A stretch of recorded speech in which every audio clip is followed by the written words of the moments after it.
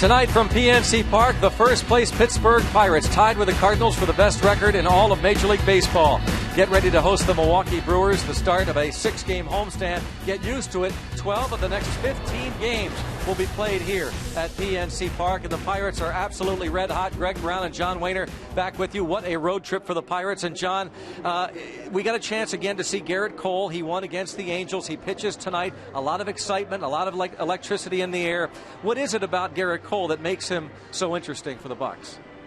Velocity, I think, first and foremost. He comes right at you, but he does have aggression. He does have an attitude to where I'm going to beat you. And we've seen the 100-mile-per-hour fastball, 7 of them in this game against the Angels, but he's also showing us a little bit more. The slider, the curveball, a couple change-ups. So the full package the last time out, and I'm sure the folks here want to see more. The Pirates have won 6 in a row. As we said, they're as hot as any team in baseball. There's really no reason to think this can't continue. When you got a guy like Cole and the veterans on this starting staff, and the way the Pirates are playing, no end in sight. Yeah, and the pitching's still there. They got a nice streak going, the starters do, as far as not giving up more than 3, and now the offense is getting hot. We saw it last summer, June and July, how well they swung the bat, and hopefully they're heating up. They certainly did, on this past road trip, especially the last 6 in a row, and hopefully it'll continue. Hopefully the bats will stay hot.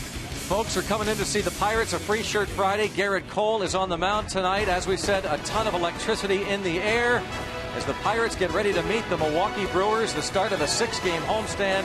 Gerrit Cole on the hill, and we'll have the action for you coming up in a moment.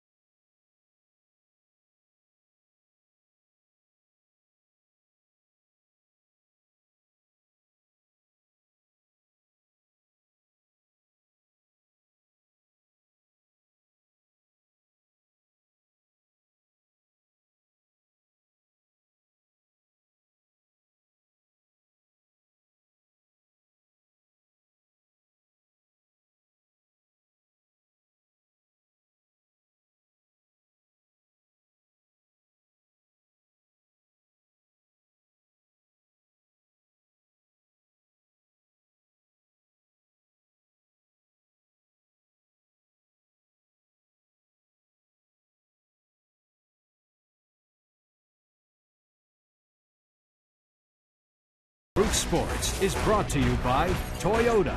Now's the time to go places with Toyota. Visit buyatoyota.com for special offers. And by PNC for the achiever in you. Let's go Bucs. Back at PNC Park, and there you see the exchanging of the lineup cards. Dave Jauss and Ron Renneke. Ron Renneke in his 3rd year as manager of the Brewers. Dave Jauss, a coach for Clint Hurdle. And you don't think baseball players are superstitious. Black jersey tops again. Dave Jauss exchanging the lineup card. I guess that's the way it is, John. And you keep it going, whatever wins, right? Yeah. Who wants to be the one that messes that up? Don't disrupt. They've won 6 in a row, and they are tied with the Cardinals for the best record in Major League Baseball. Pirates have won 7 of their last 8 of their last 10, and here comes Gerrit Cole to make his 4th Major League start. He has won each of his first 3. The first Pirates pitcher to win his first 3 starts since Jim Nelson back in 1970. And here is the lineup for the Brewers. Norichika Aoki leads off, and it's Gene Segura and Carlos Gomez, who missed a few ball games with a sore shoulder. Ramos Ramirez, followed by Jonathan Lucroy. Juan Francisco is at first base. Ricky Weeks, 7-game hitting streak, hitting .423 during that stretch. Logan Schaefer, and then Johnny Helwig. He'll be making his Major League debut. Gerrit Cole. Chevy numbers. Perfect 3 for 3. ERA 3.44. And just like we mentioned in the open a moment ago, people want to come out and see it live. The velocity, 100 miles per hour. How many times can he do it tonight? But what I was impressed with is seeing more breaking pitches, watching him pitch a little more, not just throw the fastball by guys or try to break bats, but see the curveball, a few more sliders, a couple of change-ups. And as he goes through a Major League lineup 2-3 times, you're going to have to mix it up a little bit. You can't just go all heat. So the defense behind Gerrit Cole looks like this. Andrew McCutchen in center, Starling Marte in left with Travis Snyder in right. Right side of the infield, Neil Walker, Garrett Jones, Jordy Mercer in short, Pedro Alvarez at third, and Russell Martin behind the plate for Gerrit Cole. Pedro Alvarez, who has committed 14 errors, but that's a deceiving number. He has played excellent defense. Clint Hurdle pointed that out again today. And as Hurdle told us the other day, when Bruce Bochy, who was in town the last homestand, and he will manage the National League All-Stars, when Bochy asked Hurdle if he had any recommendations, Hurdle named a couple pitchers, mainly Grilli and Melanson, and also talked about Pedro Alvarez. A big crowd on hand. Heavy rainstorms pass through the area. We're talking about electricity in the air. We mean that literally, right? Yeah. Yes, there was some of that. In the North Hills, we understand, got it pretty good. So Norichika Aoki leads things off. And it's ball 1. That's almost headline news. Gerrit Cole's first pitch is not a strike. And only 93. Yeah. And ball 2 at 92. Now the Pirates gave Cole an extra day's rest. They said, he had a busy first couple of weeks. And this is 3-0. Made his first couple of starts in the big leagues here at home, including one against the Dodgers. And it's a 4-pitch walk. And just the second walk allowed by Gerrit Cole in 18 and a third innings. So you wonder if that's a red flag at all. Now, he gave up his first walk in his last start in the 7th inning against the Angels on Friday, following an Albert Pujols home run, and then he faced 2 more batters, and that was it for him. 6 and a third in that victory over the Angels in Anaheim. He has a look about him. He kind of walked off the back of the mound and didn't look very happy. Makes you think that as he throws over that the next one he might throw through Russell Martin. Yeah, that's what I like about him. You don't see an ounce of fear in him. It looks like he's just going to will himself through a game. If things aren't going the way it should, he's going to throw harder. 96 he did, but it was upstairs, and he hasn't thrown a strike yet. Getting angrier by the second.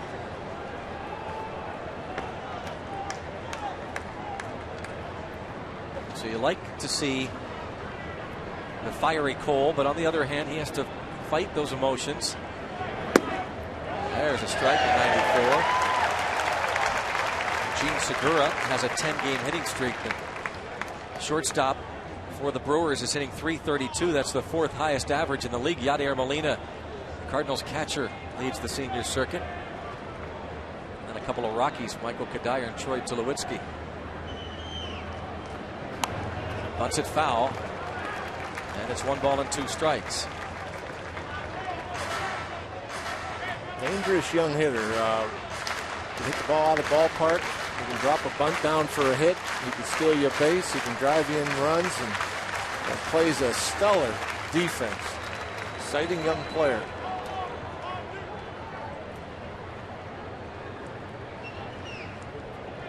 One ball, 2 strikes, the count.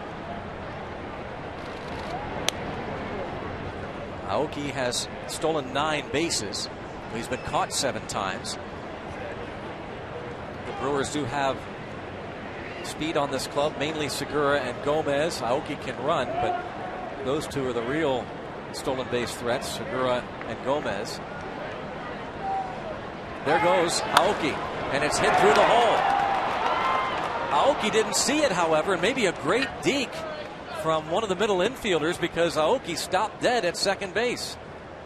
Yep, looked like a certain first and third, no out situation. And that's a big break for the Pirates as Aoki has his head down, doesn't look in. Neil Walker goes to the bag at second base as if he's going to get a throw, but when the hitter doesn't look in to see what's going on in terms of contact, that leads me to believe just a straight steal. Good job by Walker, at least for the time being, keeping Aoki at second with that little deke. Segura an 11-game hitting streak, and now it's Carlos Gomez. But as a base runner, you can hear contact. Your job is to immediately pick up your third base coach.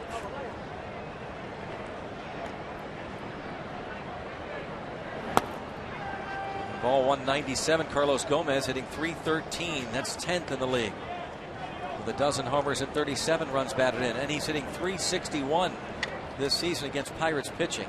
He missed the last 3 games with a sprained left shoulder, banging into the wall against the Braves.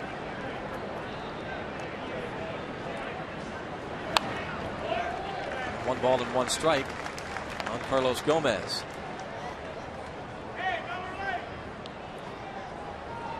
Gomez has been around a while, but like a new player this year. He really has broken out with the bat, power. He's always had the speed, the defense, but the average, the power, never really shown up.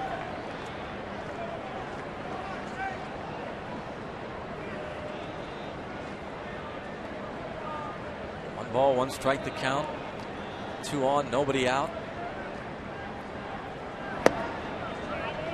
Cole misses downstairs, 2-1, and he's just a little bit out of sync at the start here. You can just tell. Just his 4th major league start. He was asked the other day about the fact that Huntington mentioned that Cole could end up spending a little bit of time in the minors. And this ball shot into left field. Aoki is going to be held at third as Marte rifles it toward Alvarez. The bases are loaded with nobody out.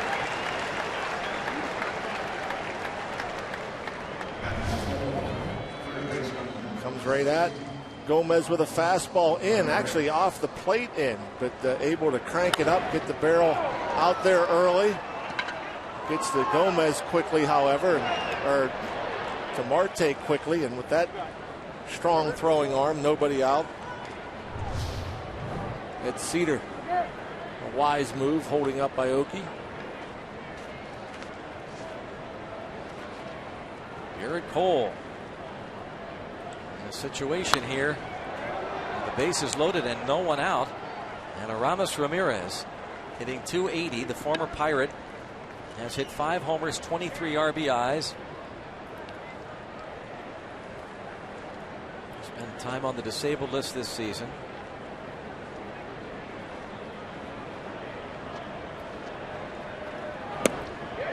And there's a strike.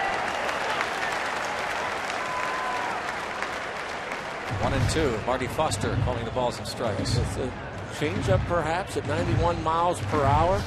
Take something off. Russell Martin was kind of up in his stance there a little bit, although like he was anticipating a breaking pitch. See if they can get Ramirez to chase. 1 ball, 2 strikes. Marty Foster is Again, behind the plate at first base, it's Marvin Hudson. He'll act as the crew chief tonight. David Rackley is at second, and John Tumpain at third.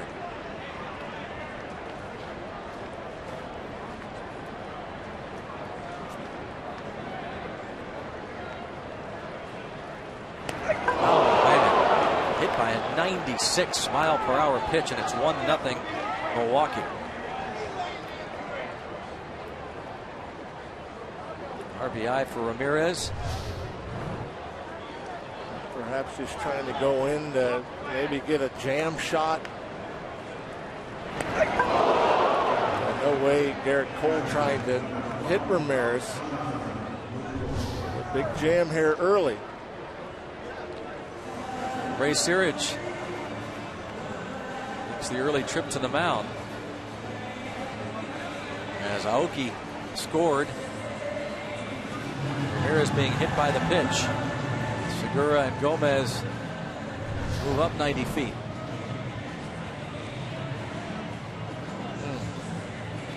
Got that elbow pad, didn't get the elbow pad. Right in that left side. Probably just trying to throw in, show him the fastball to set up maybe a breaking ball down and away, try to get a chase in that situation.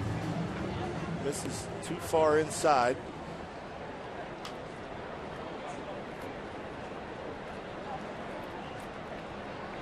1-0, nobody out. Jonathan Lucroy at the plate.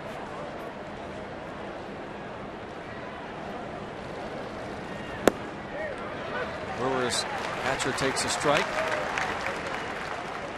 40 RBIs as a catcher this season. That's just one behind Yadier Molina for the most in the major leagues at that position. Lucroy has been hot over the past few weeks. Bouncing ball, double play ball. 4-6-3. It is 2-0, but a big couple of outs. It cleans things up nicely. That's what it kind of thought maybe Ramirez was set up as that fastball pretty much down in the zone, right over the heart. Routine for the middle. But once you get the 2 strikes on Ramirez, you're kind of hoping, oh, can we get him to chase? They tried on the 1 pitch to get him to chase. Slider down and away, then they hit him. But still, that double play ball cleans things up nicely. The game's still manageable. Juan Francisco takes a pitch in the dirt. And that's no easy task there by Russell Martin. That saves a run. 97, you're anticipating a fastball. You're not anticipating it in the dirt. You don't have time to get down and try to block that pitch. You just do what you can to try to keep it from going to the backstop. Martin, a great job there.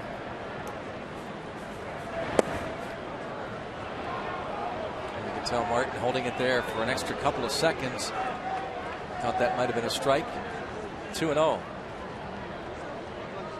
So anyway, Cole asked about the idea that perhaps they would consider sending him back down for a couple weeks, that he tries to stay detached. Not easy. He said it's not nice hearing about that kind of stuff. As much as I can try to stay detached, I do. The idea that when both Wandy Rodriguez and A.J. Burnett come back, the starter will have to move out of the rotation. There's A.J. Burnett, hopes to make a start before the All-Star break.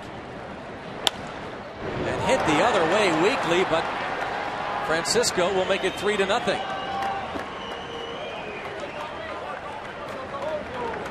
An RBI single to left for Francisco brings home Gomez. And Garrett Cole coming with that hard fastball once again. Francisco almost hits it behind him. Off the hands a bit.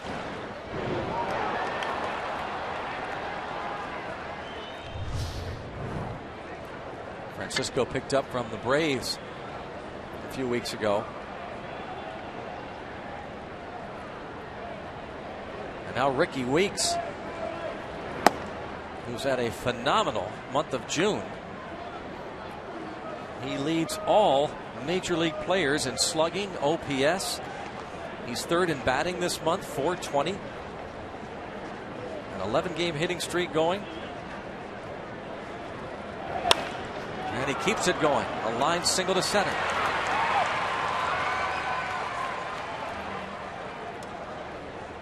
A 12-game hitting streak for Ricky Weeks.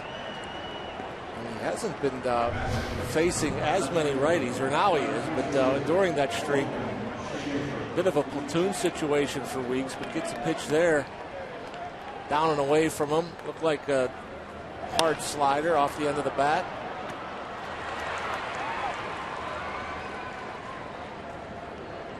Three runs, 4 hits, a walk, a hit batter, and now Logan Schaefer, the 8th man to hit in the inning, takes a strike. Schaefer has really been scuffling. 3 hits in his last 36 at bats. Playing left field, Ryan Braun on the disabled list. They don't know when Braun will be able to come back. A right thumb contusion that has continued to cause him problems. Ron Roenicke has had to deal with a lot of injuries. It seems like we say that every time we play another club. Pirates have had their fair share of injuries as well. 0-2. Toward left center field. Marte over. And he's there. 8 men to the plate. The Pirates will face Johnny Hellweg making his major league debut.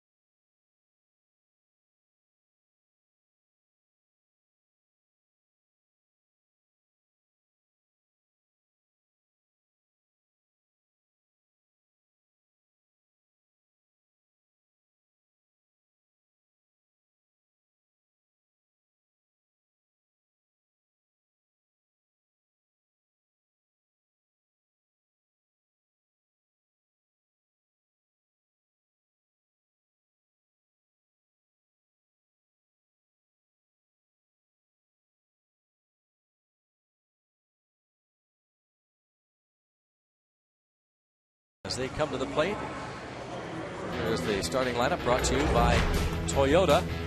Starling Marte will lead things off. Then it's Russell Martin and Andrew McCutchen with Garrett Jones hitting cleanup. Pedro Alvarez has a 10-game hitting streak going, hitting .390 during the stretch. Neil Walker, Travis Snyder. Then it's Jordy Mercer and Garrett Cole. And a big right-hander making his major league debut, Johnny Hellweg. There's his numbers down in AAA Nashville, 7-4, 282. He's been pitching better of late. So now they feel that Hellweg is ready. Apparently a big arm, pitching in the mid-90s, hard sink, hard slider, four-seamer, and talked about being up in the upper 90s. Facing Starling Marte. Hellweg 6'9", 206 pounds, Ann Arbor, Michigan native. He was an Angels 16th round pick 5 years ago, and the Brewers got him and Gene Segura in the Zach Greinke deal. They've had injuries to their rotation. In fact, he is the 10th different starter to be used by the Brewers this season. Pirates have used 11. 2-1 the count on Marte.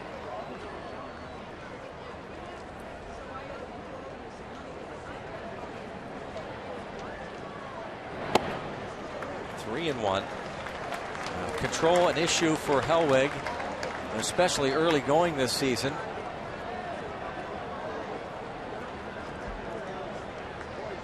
Last 5 starts, walked only 11. This ball bounced to Ramirez. High throw, and Starling Marte, I don't know that he was sprinting down first. Had he been, he might have reached first. I don't know that was 100% effort or not. Not positive, but if he's busting it, he might reach. Yeah, and 3-1 count. He's swinging. He's trying to be aggressive. An easy one hopper for Ramirez, who flips it over, and Marte didn't appear to be going hard. Boy, you're not kidding. A little surprising there from Marte, but I guess it's part of the frustration, not to make an excuse for him. We saw Russell Martin himself do that the other day, where he's so frustrated. First couple steps out of the box weren't 100%, and the ball was mishandled by the third baseman. But still, no excuses. Yeah, I've never felt it's excusable not to. What do they say? Run hard, what do they play say? hard. 3 or 4 times a game, you got to run hard to first, right? 90 feet. Yeah.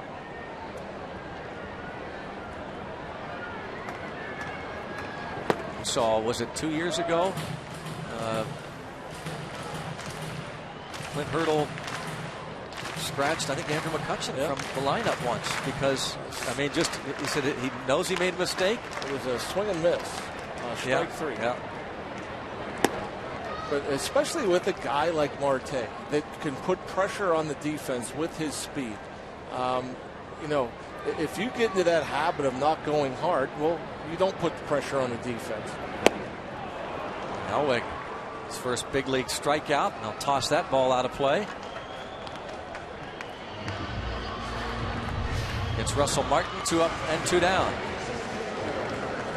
In the zone, that's where Russell likes it too. You see him hit the ball up out over the plate. Hellweg a low 90, 89-91 with his fastball. Reports were Gabby.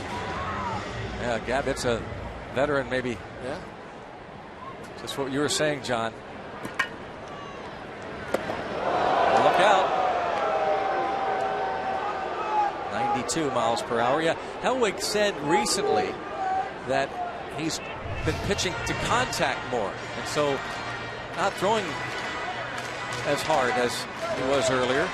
And they said that's what's really turned it around for him. A guy just threw 4-seamers and tried to throw as hard as he could, and then came up with this sinker, this 2-seamer. He walked 11 batters total his last 5 starts. His previous 6 starts, he had walked 33. One of the reasons, 5-0 and 0.82 ERA his last 5 starts at AAA. And there's the shortstop, Segura, on to first, and gets McCutcheon. And the Pirates go down in order. First big league inning under Hellweg's belt.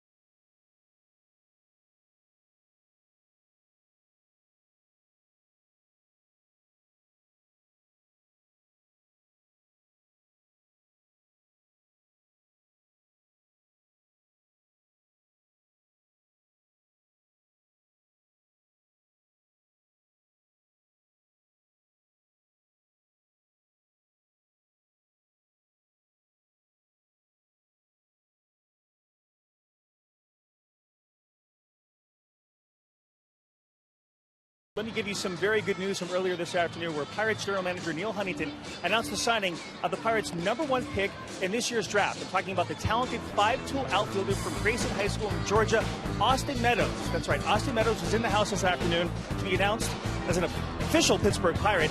Look at some of the numbers from just his senior year. Rated 5th best player overall by Baseball America. And you know what, guys? There was never really any doubt that he would be a Pirate. I mean, it was in his blood. Because earlier as a baseball player, that's right, he played for the Pirates in Georgia. In fact, I can take it a step further. His grandmother is from McKeesport, and he still has family here in Western Pennsylvania. If you don't believe me, you guys can ask him when he joins you in the booth a little bit later in the game. I think we will. Though we do believe you, Dan. We'll check with Austin Meadows about what it's like to be a Pittsburgh Pirate officially. He tweeted that out right after it became official. It says, "Go Bucks." We will talk to first-round pick Austin Meadows. To third, Hellweg, the pitcher, is retired. 27 pitches thrown by Cole in the first inning. His high pitch count of any one inning in his previous 3 starts consecutively, 19 his last time out against the Angels. His start before that, which was his second big league start against the Dodgers, his high pitch count in any one inning was 21, and 18 pitches thrown against the San Francisco Giants in one particular inning was the high for him. So 27 a lot for Cole. Pirates have a minor league rule that after you reach 30, you're done in your inning. Doesn't matter if it's your first, second, third, whatever. So Cole had a couple of starts earlier this season at AAA where he was lifted because of a high pitch count, and for the most part it helps these pitchers learn to try and be more efficient. He walked Norichika Aoki on 4 pitches starting the ball game. Neil Walker can't make the play. To right. Good work by Snyder, knowing the ball's going to die. Have to hurry to get that ball in. Adam with the fastball, and that's what these Brewers are going to do. They're going to gear up for the fastball. And you saw it in the first inning. Cole had thrown some breaking pitches that they were able to lay off of, but for the most part, they're going to charge the fastball. And if you make a mistake with it, you leave it out over the plate, they're going to try to get the barrel to it. Segura takes a fastball outside corner. Easier said than done. Obviously, if you're between 90 and 95, where most of his pitches were in the first inning, it's a little bit easier to get to than 96 to 100.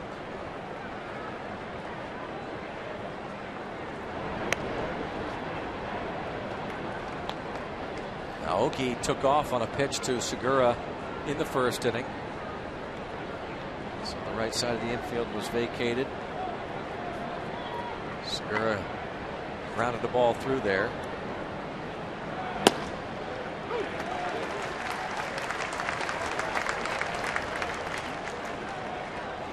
Curveball.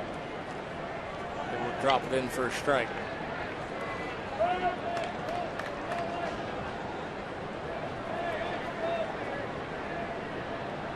Nothing in 2 on Segura.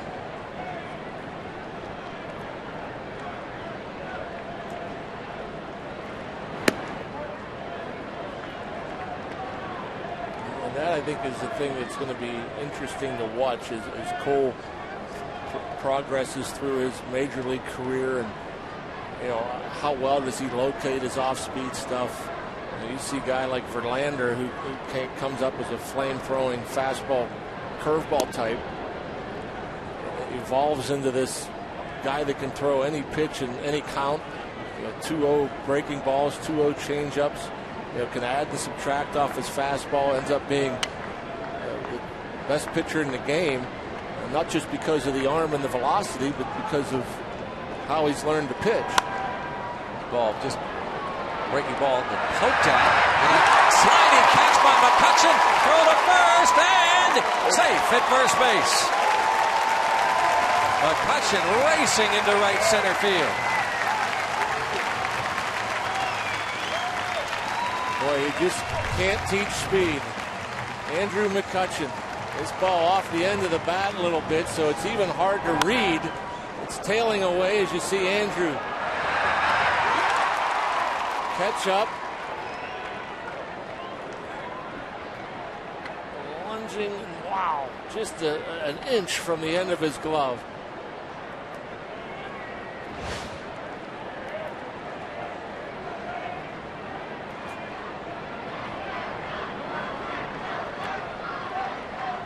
Carlos Gomez now singled in the first. That's a heck of a throw, too. Yeah. I mean, coming up, firing, perfect one hopper to Garrett Jones, that is. Aoki takes off. Throw down. Russell Martin has done it again.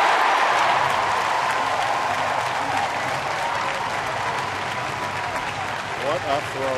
He gets rid of it so quick. Russell Martin throws out Marichka Aoki. It's 3-0 Milwaukee.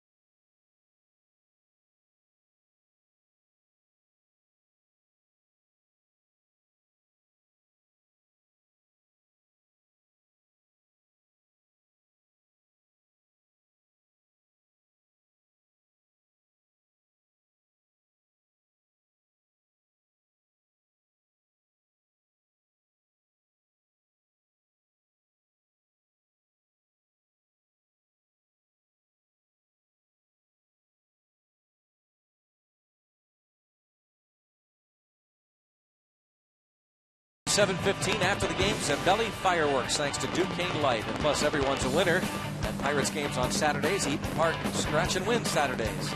Go to Pirates.com for tickets. Game 2 of the 3-game series, Pirates Brewers. First pitch 7:15, and Zambelli Fireworks after the game. Pirates playing great baseball at home. Third best record in the league. 25-13 here at PNC Park, and Russell Martin throws out another base runner. He's throwing out runners at a 50% clip this season. It's ridiculous, especially after you think of what this team went through last year. Yeah, with the running game, and to see a guy get rid of a ball that quickly, have that much on, and be that accurate, it's really been amazing to watch.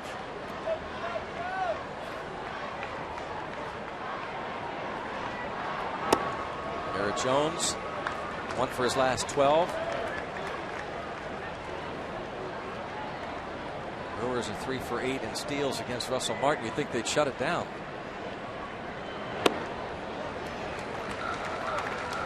Three 3-0 on Jones, looking to get something started here. Johnny Hellwig, his first major league inning was a breeze. 1-2-3. Jones, Alvarez, Walker here in the second.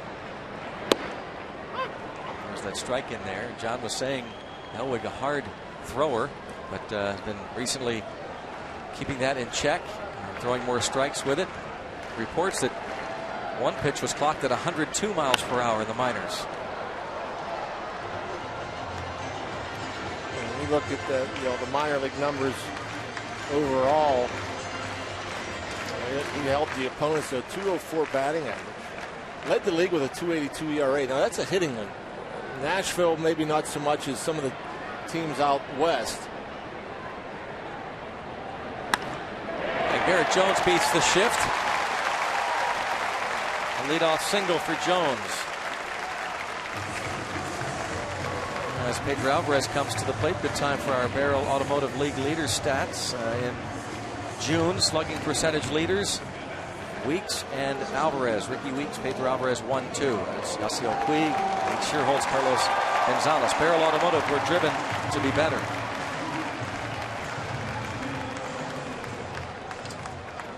Hellweg gave up only 3 home runs in 14 starts at AAA Nashville. And the lowest ERA in the Pacific Coast League, 2.82. He hit 9 batters, tied for tops in the PCL. Lefties hit 267 off of him, righties 145. He has a little Greinke look to him. A little bit. Much taller. Yeah, a taller version of Greinke.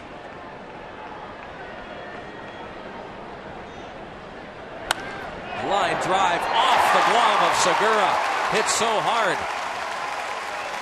They had Alvarez played right there, but Alvarez extends his hitting streak to 11 straight games.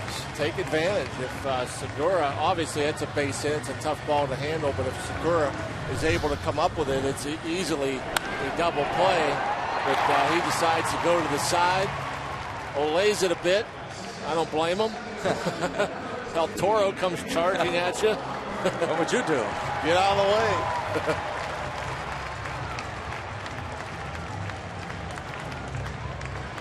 Again, an 11-game hitting streak for Pedro Alvarez.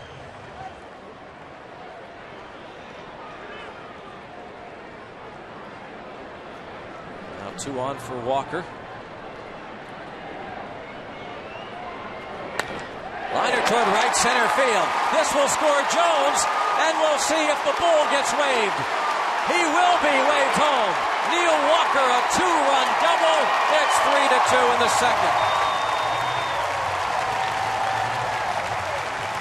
How about that? Whack, whack, whack. They came out swinging here in the second. 3 swings. Base hit, base hit. Bases clearing double. And just like that 3-run lead looks like nothing. Put 2 runs here in the second. Good stuff here in the second inning. Walker fired up, a 2-run double. Walker hitting over 300 against Brewers pitching this season. Saying we're hoping that Walker starts to turn it on, because then, with Marte better over the last couple weeks and Alvarez the way he's hitting, and if you get Walker into the mix. He loves driving in runs. Yeah. That's probably been the biggest surprise for Neil Walker. The RBI is just his 24th and 25th of the year. That's one thing that he's always liked to do, and he's done a great job of hitting with runners in scoring position. 2 balls, no strikes. Hellweg has an easy 1-2-3 first, but suddenly he's met by 3 line drives. Jones, Alvarez, and Walker here in the second.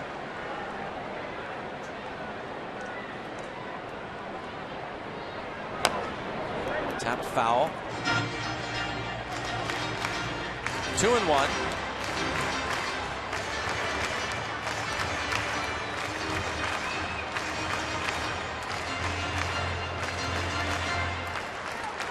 Johnny Hellweg. 2 balls and 1 strike.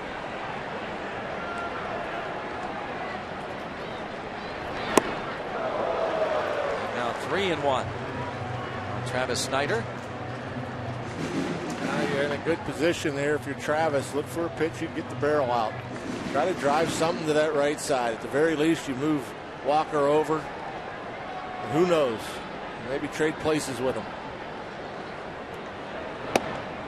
And ball 4.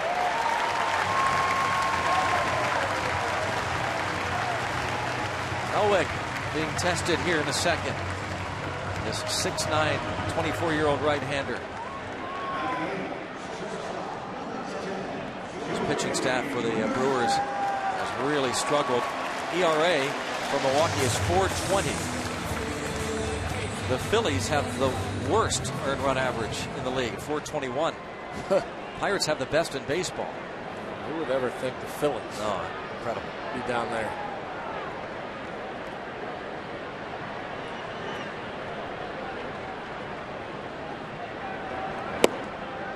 One thing about the Brewers, though, I mean, their rotation's been a bit of a mess, but their bullpen was something of a soft spot early on this year, and they've really turned it on.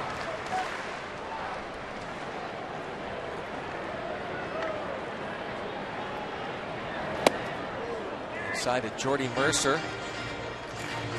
Jordy Mercer making his 12th straight start at shortstop, hitting .318 during these starts.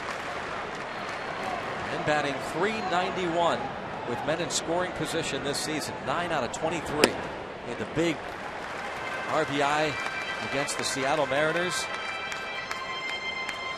9th inning single. That gave the Pirates a 3-2 lead. They added another run and won the ball game 4-2 on Wednesday afternoon.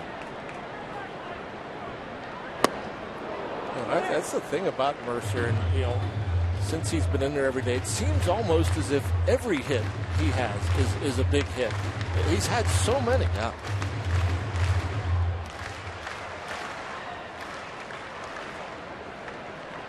Two on, nobody out. And bounce right side. Weeks looks to second, throws to first. Oh, they called him out. From our vantage point, it looked as though Mercer had beaten that out easily, but Marvin Hudson called him out, and here comes Clint Hurdle. Man, I think Hurdle's got a real good argument here. Not that it's going to change anything, but it sure looked from our vantage point as though Mercer beat that one. Dave Joust over there coaching first. You can see the head snapping from way up here.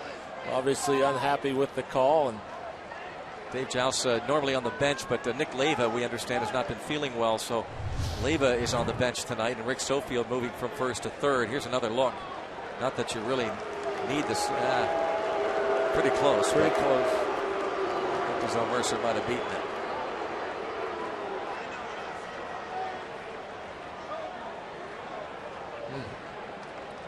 Yeah, a lot closer there than it was from our vantage point, that's for sure. And boy, that's a big out. Neil Walker. Everybody upset at the call. That turns out to be a big out.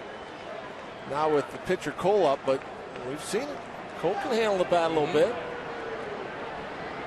Infield in.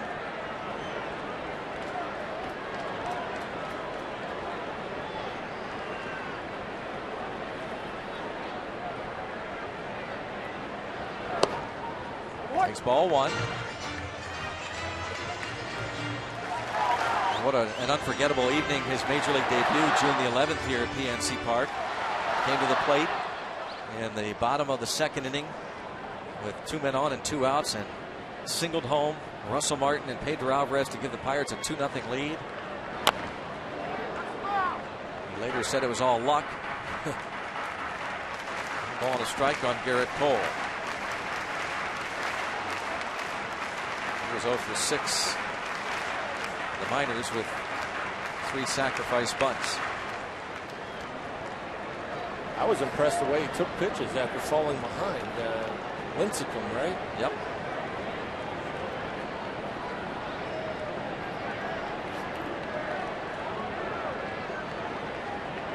Ball and a strike.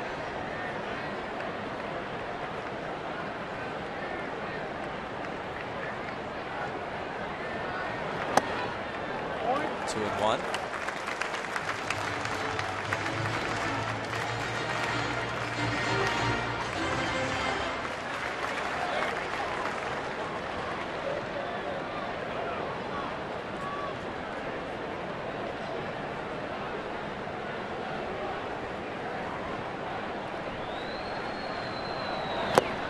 3-1 the count now on Cole. In the dirt, 96. I watch Hellweg, the board they have here, it shows the movement, how far it moves, horizontal, vertical. And I've heard Charlie Martin talk about, he takes a peek over there to see what kind of movement. His fastball moves a ton. Ball 4. Moving too much. That's where I'm thinking about as far as, he walks the pitcher. He can't throw a strike in there against Cole. And you wonder. The young pitcher obviously is rattled. First 3 batters of this inning hits him hard. Line drives. We pick up 2 quick runs. And you get a guy like Cole, and you wonder, does he have too much movement to control? Especially if you face a team that shows some patience against him. It's like it's showing 9 inches of horizontal and vertical break. And I'm thinking, as a fastball moving that much, I don't know what it means. I don't know what to compare it to. Starling Marte is at the plate. And he takes a strike call, breaking ball. Let's hope Marte had a learning moment there in that first inning. Not hustling down the line on that ground ball to Ramirez. I'm sure he'd love to make up for it now.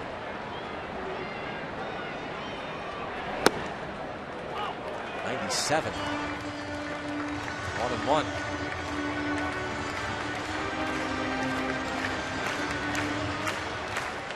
Starting to see the velocity increase here. Last 3 batters for Hellweg threw a 97-mile-per-hour fastball during the Jordy Mercer at bat. And don't necessarily think that's a good thing, as we were pointing out, that maybe the control issue comes into play here because he's throwing faster now than he has early on. You see the bases loaded with Walker, Snyder, and Cole aboard. Down a run. A 2-1 count on Marte.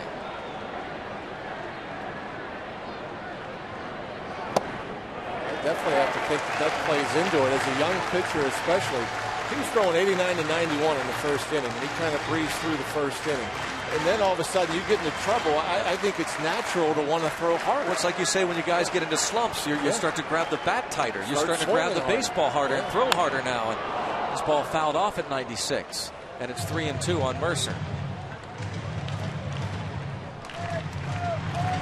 Walker's double brought in 2 here in the second inning. Yeah, I think the worst thing you do as a hitter is swing hard. When you swing hard, you're not swinging short, you're not swinging quick. A lot of things going in every direction, but the way you want it to go. I'm sure that could happen with a pitcher as well. Line to right field, a base hit for Starling Marte. It is tied up. Walker scores. Ripped to right field. Bullpen working now for the Brewers. 30 pitches this inning for the rookie Hellweg. 25 RBIs for Marte on the year. Fastball right there, out over the plate, Marte. There you go, inside the ball, short, quick, efficient, the head dropping at contact. Big hole on that right side. Can't say I expected this. You hear about, obviously we've seen Cole, we've heard about this Hellweg. Expecting a long or a low-scoring game. Hits would be hard to come by. Martin, who struck out his first time, is the 8th man to hit in this second inning. Tom Gorzolani loosens in the bullpen for the Brewers.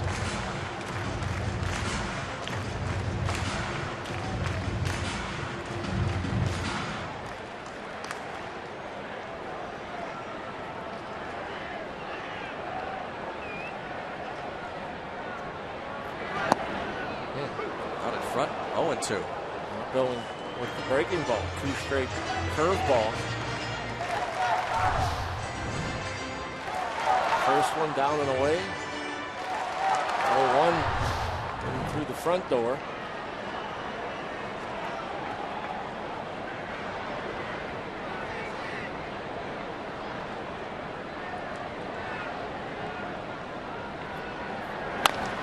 Chopper. And pass Segura into center field. 2 runs will score. Pirates lead 5-3 in the second. How do you like that?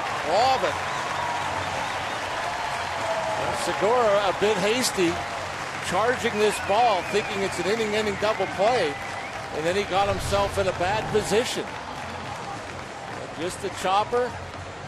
You'll see Segura coming in, and he got caught in between. If he stays back, just goes straight over to left, he still has time to catch it, flip it to Weeks. But he goes and takes the angle toward the bag, and then he gets himself in no man's land. He's charged with the error, his 7th of the season. Give Martin 1 RBI on the play. Gives him 29 on the season. And the Pirates still in business here. Now trying to deliver a knockout punch. The rookie Hellweg.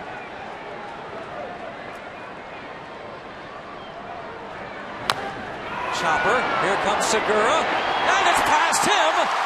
That'll be an infield hit more than likely, and an RBI for McCutchen, and it's 6-3 Pirates.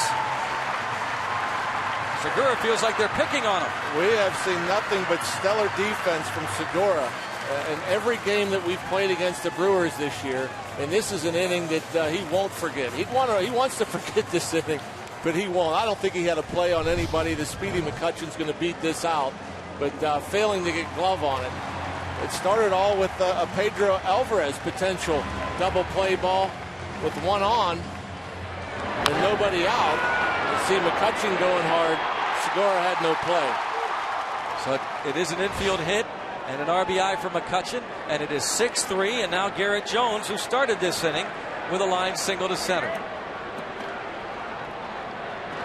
There's a line drive to right field. Back Aoki. Oh, he makes the catch. Ball was spanked by Jones. Just a little too much topspin, Garrett. Another hard hit ball, but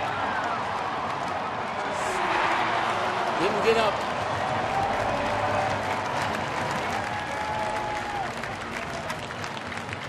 Aoki makes the play on the line out. Shot from the HEH cam. Reach got Aoki. Now Alvarez. He singled earlier in the inning. I feel like the Pirates are getting up there now and wanting to swing at anything. Pedro was thinking a 3 spot right there. I mean, they can feel they've got this rookie on the ropes, and so they're up there trying to deliver this knockout punch right now.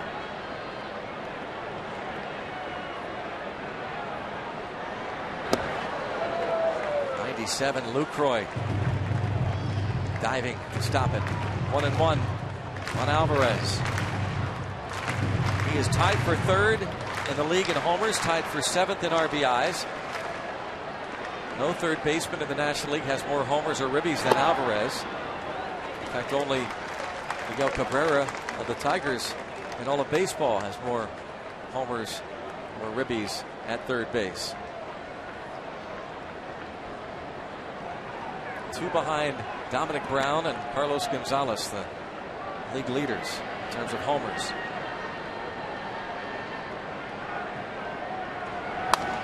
Little throw to left field. Do you believe that one? Another run scores. Through the hole. Segura wasn't there to even attempt that play as Alvarez gets another ribby. And it is 7-3. Oh, he'll take it. He's not proud of that base hit in the RBI, but he'll certainly take it. And that ends up being the knockout blow. Look at the big hole over there, the shift. Third baseman Ramirez had to play a little bit honest with the runner at second base, so he's usually over near that hole. And Alvarez splits it perfectly. They chase Hellweg in the 2nd inning. They put up 7. Former Pirate Tom Gorzelani coming on.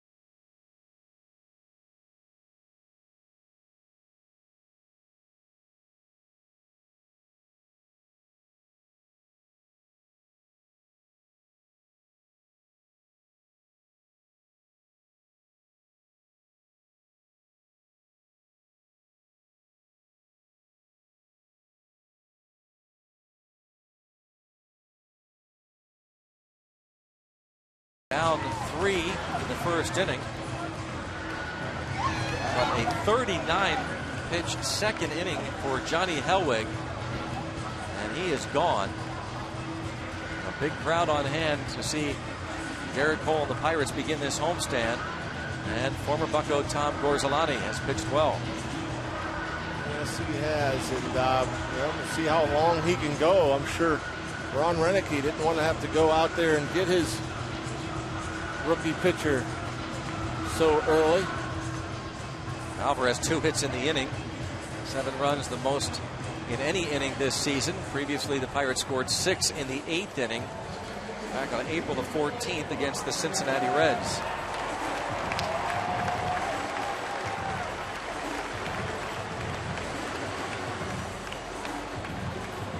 Neil Walker had a 2-run double earlier in this frame.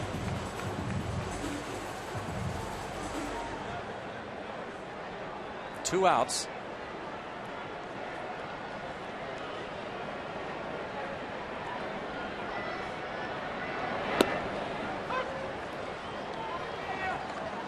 Walker now batting right-handed, of course, against the lefty.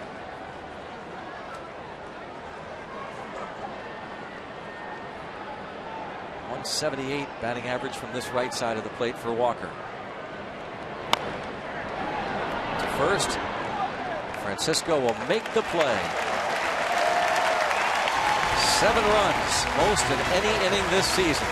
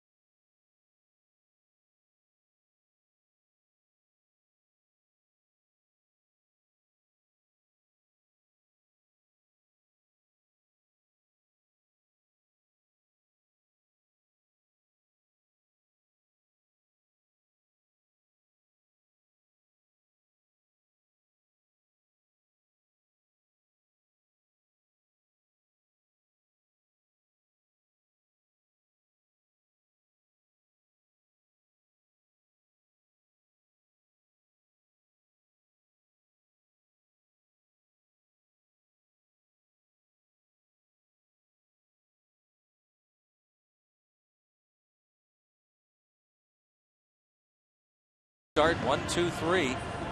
First 3 batters he faced in the major leagues, a ground out, a strikeout. Got McCutchen to ground out, but then things fell apart for him in the second. Pirates score 7. A couple of them were unearned. And tonight's Firestone Complete Auto Care Extra Mile Index. Best starts through 78 games in Pittsburgh Pirates history. Look at that. Through 78 games in the history of the Pirates. 1921, they were 52-26, as they were in 1929, 49-29 in the World Championship 71 season, and likewise in 1938. And just goes to underscore what we've been talking about with this Pirates team in 2013, off to one of the very best starts in the history of the Pittsburgh Pirates. Garrett Cole did not get off to a great start, but we'll see if he settles in now. And a bouncer to Alvarez. 1 pitch, 1 out. And it's Carlos Gomez. Now he has a lead and maybe a whole new attitude. Figuring, hey, I could just pound the zone. Let's see if they can find holes. Like the quick out after a long inning where your offense was at work for a while. AGH cam showing Pedro's mechanics. Quick strike on Aramis Ramirez.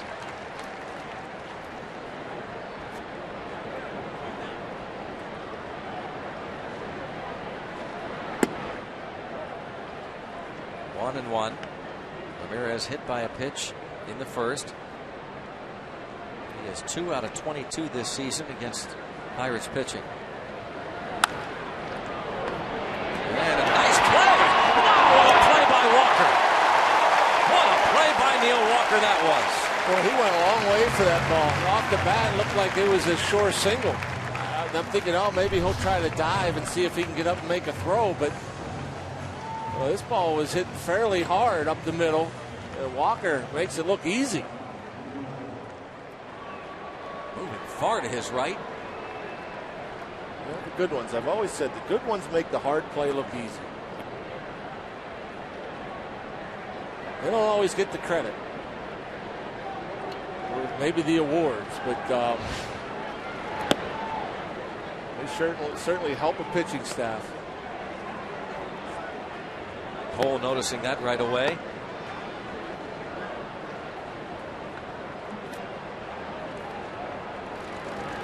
Cole didn't get his first 2 outs in the first inning until he got Lucroy to bounce into a double play. And he threw 27 pitches that inning. Well, here 2 outs. He's to Lucroy in the third, and he's thrown 6 pitches this inning. 2 and 1.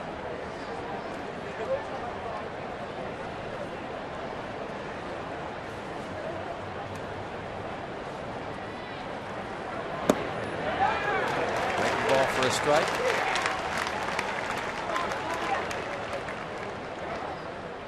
'22-year-old Garrett Cole. First pick overall just 2 years ago.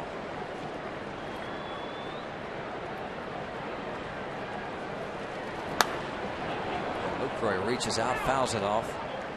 Still 2 and 2.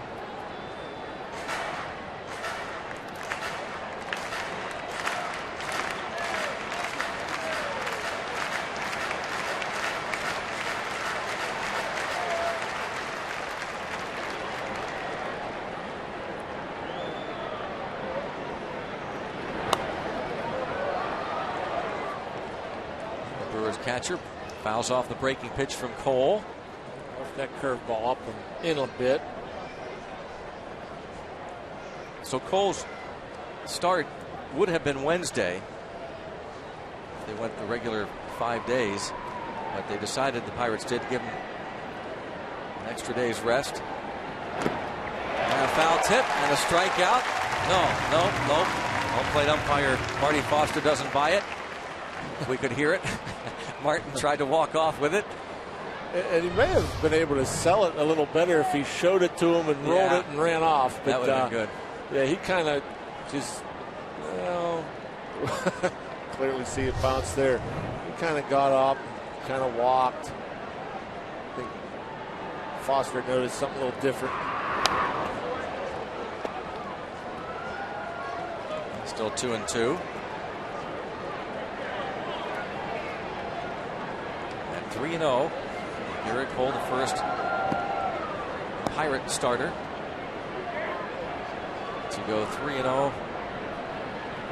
His first 3 starts since Jim Nelson, though Nelson actually made a couple of relief appearances before he made his first start in 1970. So before Cole, the last Pirate to pick up a win in each of his first 3 major league games, and all being starts, you have to go back to 1922. Merle Brown. Nobody's gone 4 straight. Well, Nick Maddox did in 1907. Steve Reich 3 call. 1, 2, 3. We're going to talk to newly signed Austin Meadows, one of 2 first-round picks for the Pirates. He's with us next.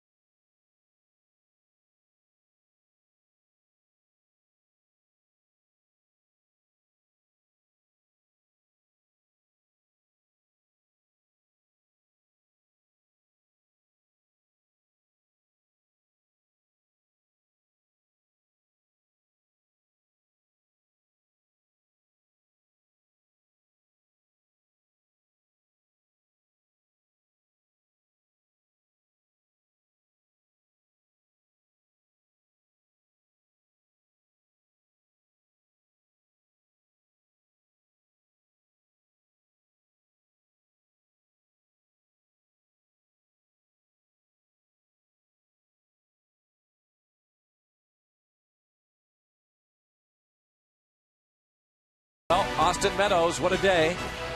Earlier today, shakes hands with Neil Huntington. They officially signed.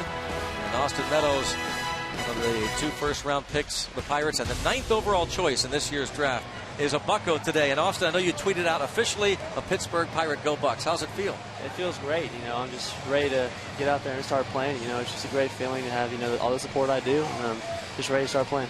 We just met your mom and dad and your brother who are here, and they're talking about what a great day it is. And Dan Potash told us, and we just confirmed the story, that you even have ties to Western Pennsylvania. Your grandmother was from McKeesport originally. Yes, sir. Yeah, it's pretty amazing. It's such a coincidence that I got drafted by the Pirates.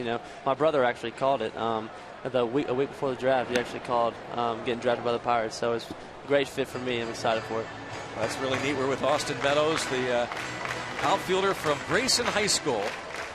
I assume, which is okay, that you grew up a Braves fan. Yes, sir. Okay, I grew up that's all right. Those days are gone. Those days are gone, for sure.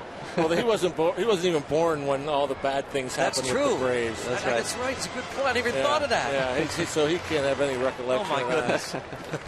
No Sid Bream stuff? No. Geez, that's incredible. Snyder bounces to first. I can't imagine what the day's been like. Yeah. It's been overwhelming. It's just cool to see all these fans supporting me and my family supporting me. It's just I'm glad the process is over now, that I'm a Pirate now and ready to start playing. How long they giving you? I'm actually heading out Sunday. I'm going to head out Sunday afternoon. Where are you settled in? Where are you playing? Where are you going to play? Do you know? Bradenton, Florida. Okay, yeah. Yes, Start sir. out Bradenton, then. Yes, sir. Some video. Austin Meadows, who again, Grayson High School in Georgia, outfielder.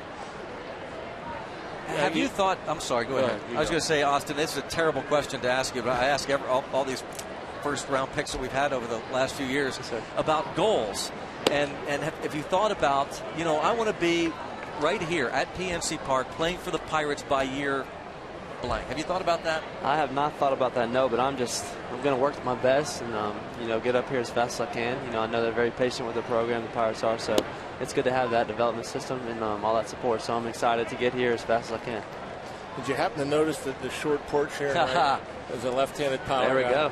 My goal is to hit it in the river. We will see, though. Good. We will see. Good. There's only been 2. That's right. On the fly. Yep. On the fly. Jordy Mercer into shallow center. Gomez makes the catch. Have you had the opportunity to take batting practice here? I have not, no. So this is actually the first time I've ever seen this park. So beautiful. Pretty amazing. Yeah. Most beautiful park I've ever seen, definitely. I read a quote, Austin, I think it was a couple years ago, from your high school coach, Mr. Ryan, is it? Yes, sir. Coach Ryan. Okay. Your high school coach, who said what impressed him most about you was your internal drive, that you will settle for nothing but the best. You're constantly working on getting better. I guess that probably describes you pretty good, doesn't it? Yes, sir. Actually, our head coach now is Coach Hickson, but Coach Ryan was our coach back then. But yes, definitely. I've always been a hard worker. I got the hard work mentality. I actually played football, and I gave it up this year for baseball. But yeah, definitely. My dad's always pushed me, to my limits. So it's just it's been great to have him there. And I definitely have that mentality towards minor league. You've got, I guess, the athletes in your blood, because your dad played college football, did he? Yes, sir. He played college football and college baseball at Morehead State. My mom, she actually played at Georgia State and Georgia Southern softball. So definitely got the athleticism in my family. Garrett Cole with a base hit, and Garrett Cole's second hit in the major leagues already. He cannot contain his smile. Not the prettiest thing. The one question I have with Garrett Cole on the mound and young Johnny Helwig. Now, in high school, I'm sure it's a little better in Georgia than it is up here north. And I know you've played in some national under-16 stuff. So have you seen velocity like this, 96, 97 miles per hour? I have, actually, before. Lucas Sims, he's from Brookwood, from my area. I actually faced him during the season 2 years ago, and I saw about 96, 97. So I've seen it a couple, but not a lot. Yeah. Did you hit it? He walked me a little bit. He might have shut me out once, but I might have got a hit or two. Nice. Yeah, they don't all throw this hard, just so you know. That's right. You'll see some good arms. I'll get used to it. That's right. Austin Meadows, our guest, as the Pirates are putting on a show for you, Austin, today. This is impressive, man. Full house. You signed today. You come here. Pirates are tied with the Cardinals for the best record in Major League Baseball. I mean, you really couldn't have asked. Your brother called it. You couldn't have asked for being drafted by a better organization. It's perfect timing. Just coming here. They were away for 8 games. Good homestand. Sold out crowd. It's just great to see. Great to see the success y'all are having. We're having. I can say we're having. That's right. Now, there we go. Yep. Yeah. So it's just exciting. And Marte puts a charge into one the other way over toward right center field near the wall. Oh, this will be fun to watch. Short hop the wall. Marte looking for 3. He's going to have to hold up because Cole will score from first base. It'll be an RBI double for Marte, his second ribby. And the Pirates put up their 8th run of the game. Boy, add on. Marte showing the strength the other way. I'm not sure he even got it. He thought he might have hit it deep enough. Fun to watch. Yeah, but and that's another thing I want to ask you, Austin. You use the whole field pretty. If you're going to hit the ball out of the park the other way, you obviously got to hit it quite a ways away. Yes, definitely. I was pushed a lot this season. I was pushed a lot outside. I really learned to drive the ball left center gap and all that. So I definitely, learned to stick to that approach, in the minor leagues and just be aggressive. You have to learn also when the pitcher hits and he runs from first to home, you're going to have to take a couple pitches, let him sit down and relax a little bit. That's right. Cole had a long ways to go. Now he's going to have to pitch here in a minute. That's right. See if Russell Martin doesn't take a pitch or two. As Cole must be a bit winded after that run around the bases, but he and the Pirates leading 8-3. And we are joined by first-round pick Austin Meadows, the 9th pick overall in the draft, and signed officially today. Pirates a few days ago signed their second first-round pick, Reese McGuire, and we understand you've got a good relationship with him. Yes, sir. We played together in the summer. We established a good relationship in San Diego for the Perfect Game All-American, and it's good to have someone especially him and Nick Buckner from Houston. It's good to have those guys, there to support you, and I'll definitely make a lot of new friends as well down there. So it's just good to have that, that support and that friendship, that lasts a long time. Well, that is really neat to think that 2 first-round picks so close and know each other. That is going to be a big help for a transition, right? Yes, sir. To start playing pro ball. Definitely looking forward to it. I'm guessing nowadays, though, with all the showcases, you probably get to know a lot of the guys that get drafted pretty high. Yes, or at least have come across them, right? Yes, sir. Yes, for Team USA when I played on the 16 and under team, I see all those guys all the time in the summer at the showcases and all the Perfect Game events and all that. So it's good to baseball just goes a long way. So it's good. That's really neat. I guess that'll make a lot easier adjustment going to Bradenton. Yes, sir. Definitely. Do you have a preference in the outfit? Center field is my main position, but I can, pretty versatile. I can go left, right. I know McCutcheon's in center, so. Yeah. Well, that's another one, Marte. Center field. And what ends up usually happening, I'm just not saying this is going to happen by any means. I have no say. But I know certain guys have been moved around a little bit left, right. Have you ever played much left or right? Yes, sir. In the summer, I played left and some right. I played pretty much all 3 positions growing up, so I'm pretty comfortable out in the outfield wherever. There's 3 and 2 on Russell Martin, so a long at bat, regardless of how it ends with a line drive out. And Austin Meadows, we can't thank you enough, and congratulations. Yes, sir. Thank you so much. Great to have you wearing black and gold. All right, Austin Meadows, the Pirates' first-round pick, signed today. He's a Bucco, and the Buccos are leading 8-3.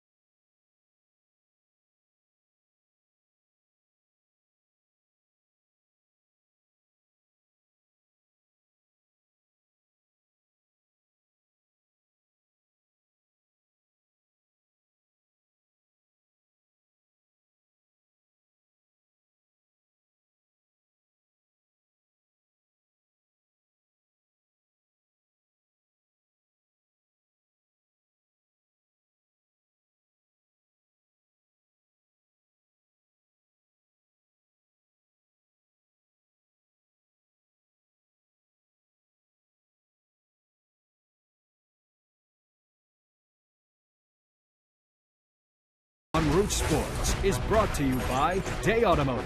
We're going to make your day. Let's go, Bucks. And welcome back. Our Day Automotive, this day in Pirates history. On this day back in 1979, Harding Pete Peterson, the Pirates GM, picked a good piece in a trade with the Giants. Pirates sent pitchers Ed Whitson, Al Holland, and Fred Brining west to San Francisco. They got Bill Madlock in that trade, along with pitcher Dave Roberts and Lenny Randall, who they then sent to the Yankees. Madlock, of course, hit 7 homers, drove in 44, hit 328 the rest of the way, hit 375 in the World Series against the Orioles. Thanks to Day Automotive, we're going to make your day. Bill Madlock and Tim Foley, the big trades in 1979. And people wondering whether the Pirates will make a trade in the next month as we approach the deadline.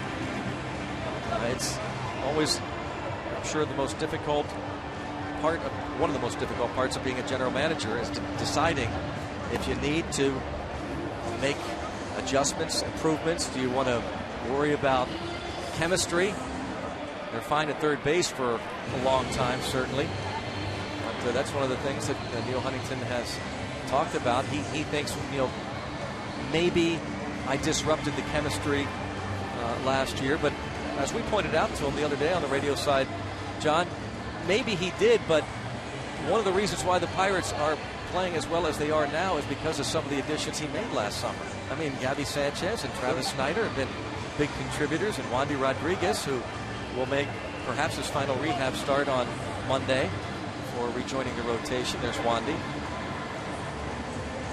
Yeah, I think that's a tough call. I mean, you sit and you look around at the team, the makeup of the team, the rotation, and the pitching staff's done so well. The offense is coming on. I mean, I guess if you find a need, you fill it. But how do you decide if there's a need? Right. Fly ball to left. You have to look through your crystal ball. Yeah, I mean, that's really what they do, these general managers. I mean, if you look at it right here now and you say, okay, where do we need to upgrade? Left field solid, center field solid. Jordy Mercer's really filled in nicely at shortstop. Walker's fine. Alvarez, Jones at first, with a platoon of Sanchez. I mean, maybe right field, but boy, Snyder, and when Tabata comes back, sure, that seems to be a pretty good fit. I mean, there's been obviously that's the one position we've probably seen the most players, the most opportunities.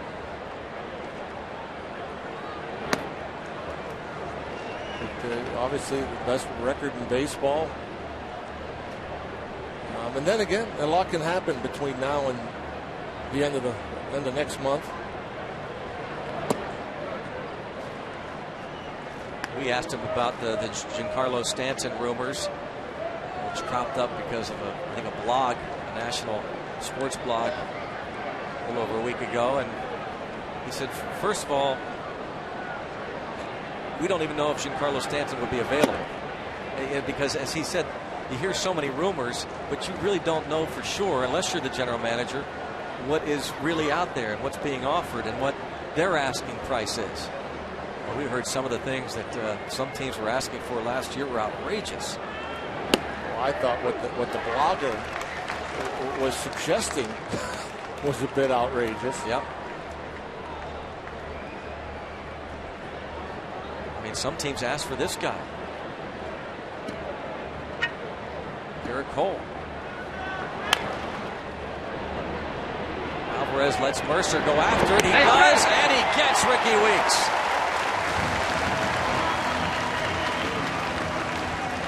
Jordy Mercer has played a very solid shortstop. Yes, he has. And again, making a tough play look easy. He's coming in charging, and how quickly, glove to hand to Garrett. Accurate, strong.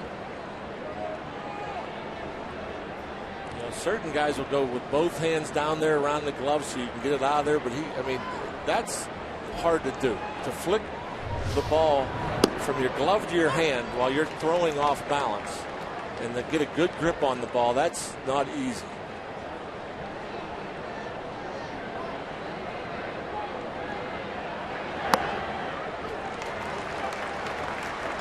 Quickly, a couple of strikes on Logan Schaefer, and I think what we thought might happen is happening. Garrett Cole, since that rough first inning and when his team scored 7 runs, went out there and throwing a bunch of strikes. Line drive to right field on an 0-2 pitch to Schaefer. Schaefer with just his 4th hit in his last 38 at-bats. I think he tried to bury the back foot slider. You can see Russell Martin was even patting his glove down to the ground. Wanted it down in the dirt. Left it middle.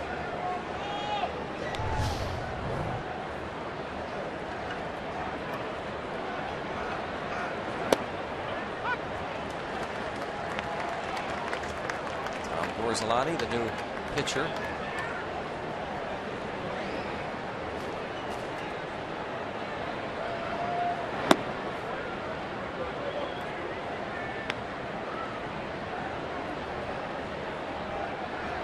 Ball to strike.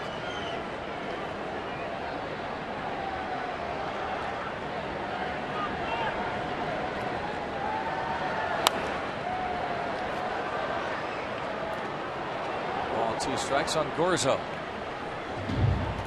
Tom Gorzelani.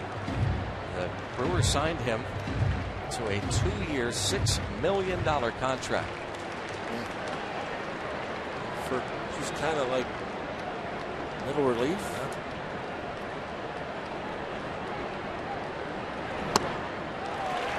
There's 100.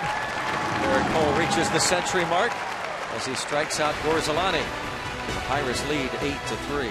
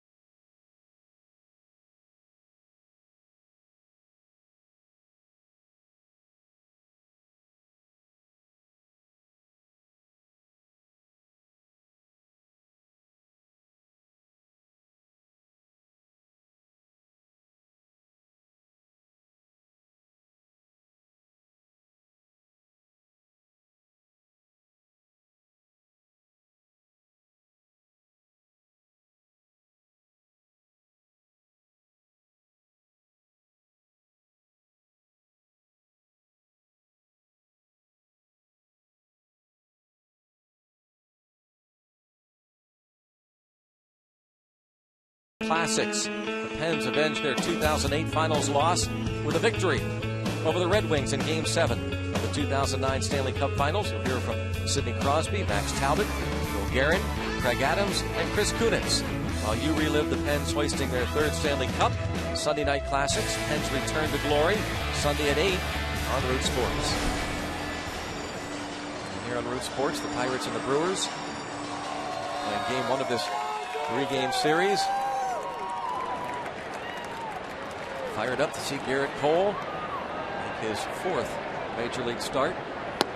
Andrew McCutchen, RBI infield hit in that 7-run 2nd inning. The most runs in any one inning for the Pirates since August 12th of last year. Ball fouled deep into the seats. Behind them. Yeah.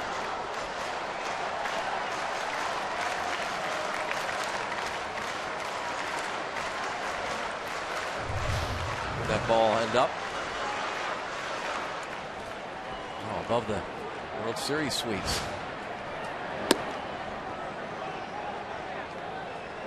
2-1 on McCutcheon. The Cardinals are in Oakland tonight.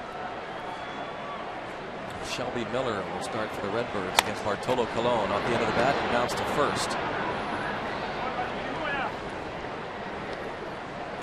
Thanks to Austin Meadows for stopping in. First round pick. And we have a tweet regarding Austin stopping by. Follows every yes with a sir. Welcome to Pittsburgh. Fine young man, great family. We got a chance to meet his mom and dad, his brother Parker, who predicted he would be selected by the Pirates.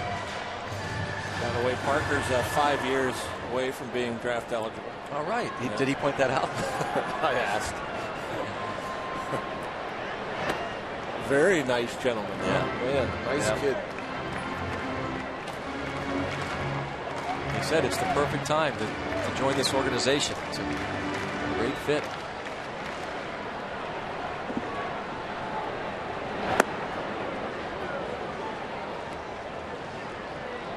Ball to strike on Jones. Singled and lined out in the second inning.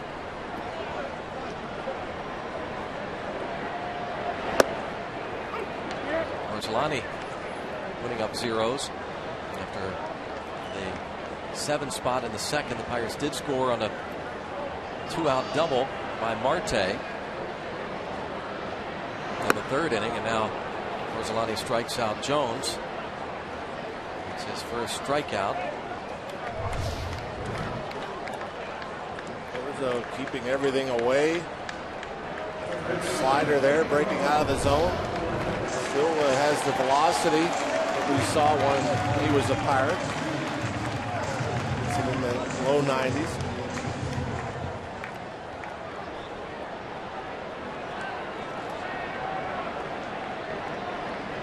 Look what Pedro's average is up to. I know it. Wow.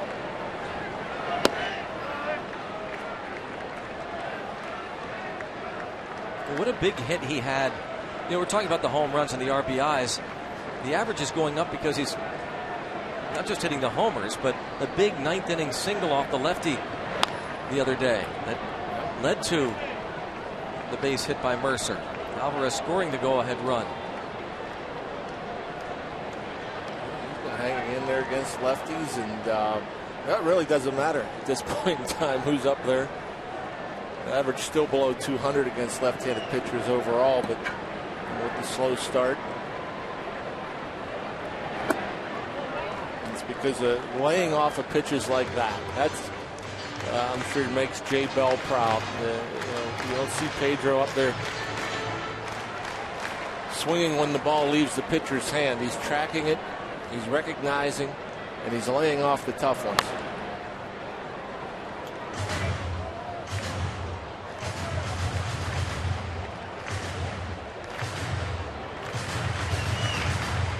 Orsolani, a second-round pick for the Pirates in 2003. Traded to the Cubs in 2009. Pirates got Josh Harrison in that trade. Harrison has rejoined the Pirates. Tony Sanchez optioned back down to the minor leagues. Here's Jay Hay. He's happy to be back. The other day for Indy, John, Josh Harrison had 2 bases loaded triples in one game. It doesn't happen very often.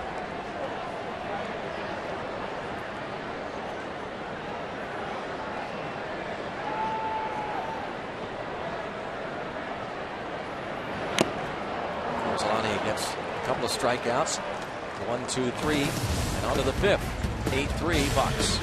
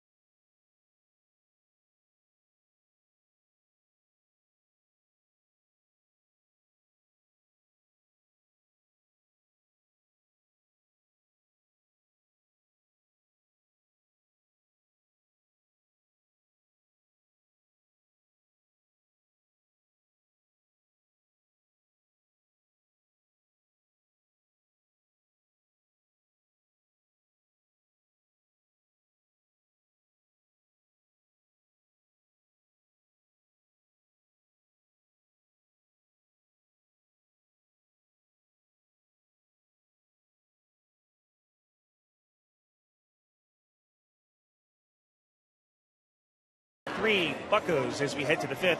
You know, it's somewhat unique that the Pirates are playing the Brewers after playing the Mariners just 2 days ago, because the Brewers used to be Seattle's baseball team. The old Seattle Pilots played just one season in 1969 before moving to Wisconsin. Their lone manager, former Pirate Joe Schultz, a catcher who played just 22 games with the Pirates. That lone season for the Pilots, guys, 98 losses. Ouch. But at least he could say he was the one and only manager of that team, right? That's true. Yeah. I'm trying to think who they hired the next year to manage the Pilots. But they went to spring training because it was so up in the air. They didn't know if they were going to be going to Seattle or back to Seattle or starting in Milwaukee. And just days into spring training, I'm talking about, just they even had the equipment truck like stationed halfway. They didn't know what to do. And finally, Bud Selig won the battle. Seattle was into bankruptcy at that point. It was Dave Bristol. Thank you, Gypsies. Dave Bristol was managing the Seattle Pilots the following spring training. Good story, though, Dan. It is interesting that every time you see this Brewers club, it's hard not to think back to those days, the Seattle Pilot days, and Bud Selig, now the commissioner, who brought baseball back to Milwaukee. There's a sense about how I felt at the end of every spring training. I'm not sure. Yeah, was I going to Here's Buffalo? not the first thing you pop in your mind about the Seattle Pilots, but well, you said the truck was waiting. Well, yeah. My luggage was waiting to go to either Buffalo or Pittsburgh, and usually ended up in Buffalo. Aoki. Play from Walker. Aoki is retired. 99 miles per hour on that pitch. He struck out Gorzelani with a 100 mile per hour pitch to end the 4th.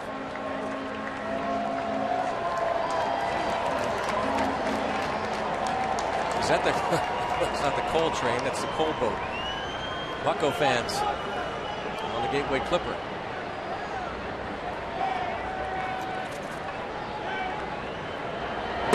Moving almost as fast as a Garrett Cole heater. All one on Segura. I'm amazed that they carry the Jolly Roger with them. I'm not amazed. No? A lot of people are doing that now. That thing is moving, though, isn't it, John? Yeah. Pretty good clip.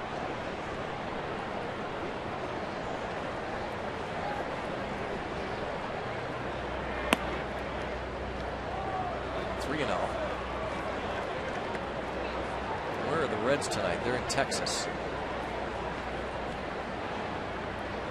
Pirates lead the Reds by 3.5.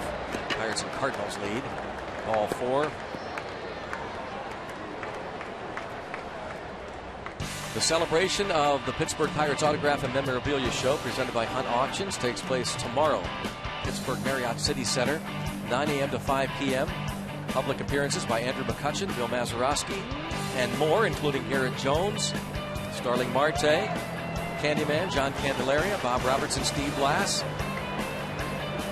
Admission is free. For signing schedule, pricing, and to order autograph tickets, go to huntauctions.com/store. Line to right.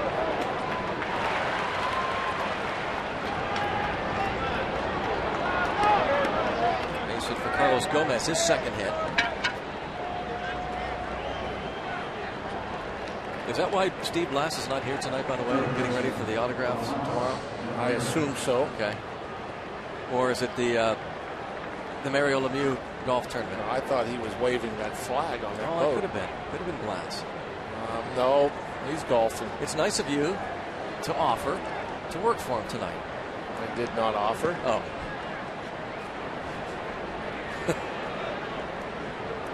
You were told to be here? Exactly. He was told to be here. Bob had Steve work for him in New York. Bob's son was married earlier this summer. 1 ball, 1 strike on Ramirez.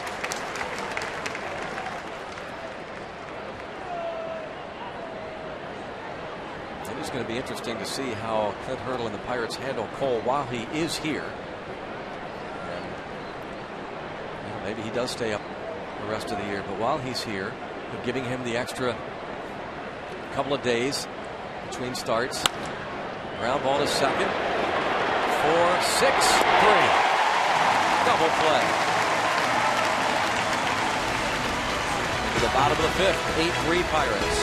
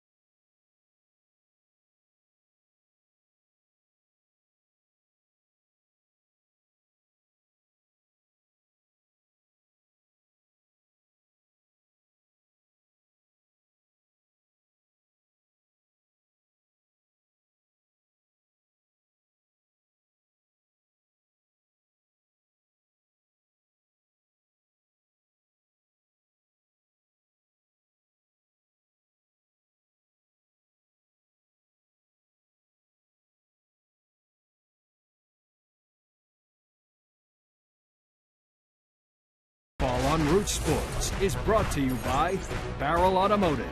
We're driven to be better. And by Levin Furniture and the all-new Levin Mattress Stores. For a great deal on a new bed, shop Levin's. Let's go Bucks! Pirates lead 8-3. Ray Searage with Garrett Cole. Able to smile again. So are the kids.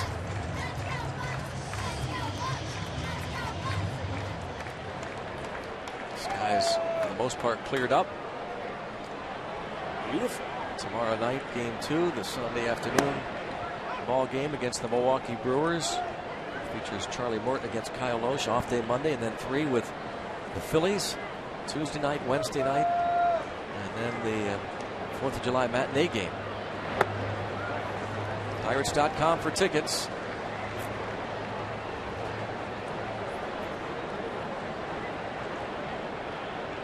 Quite a year, 2013. The Pirates won 6 in a row now, 48-30 on the season.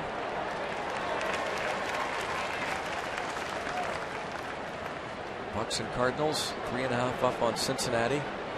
The Brewers are in last place in the Central, 15.5 back. This is the 11th meeting of the year. And the Bucks have won 6 of the first 10.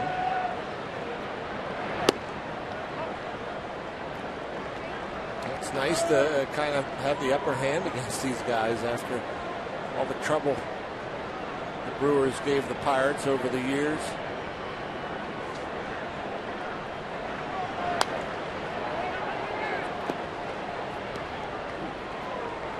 Yeah, that second inning, the Pirates scored 7 runs. A couple of them were unearned, but you kind of know how the Brewers felt. Yep. When they played the Pirates for years. Seemed like that happened quite a bit. Orsolani strikes out Walker. His 3rd straight strikeout. Throws a breaking ball here and leaves it on the outside part of the plate. Left it up a bit, but had Neal out in front a bit.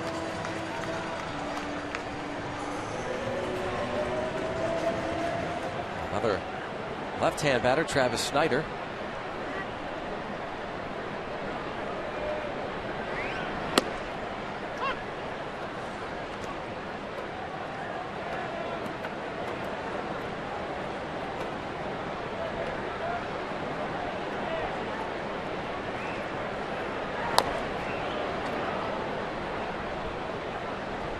Down in front 0-2 on Snyder.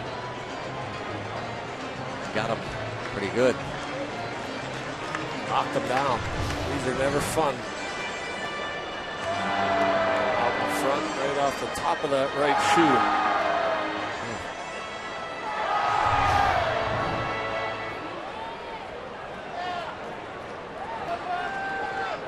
Better to get it there than, I think, off the ankle bone or the shin.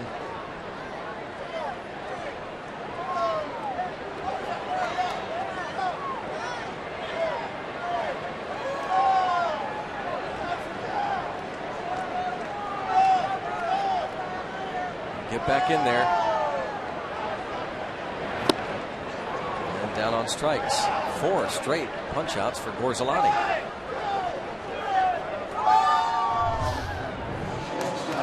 O2 breaking ball down the middle, but I think Snyder was worried, thinking he was going to get another fastball, a little sinker inside. So he wanted to make sure he got the barrel out there and ended up being out in front.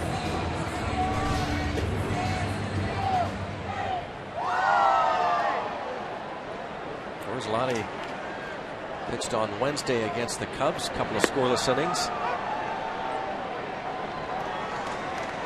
Mercer 0 for 2.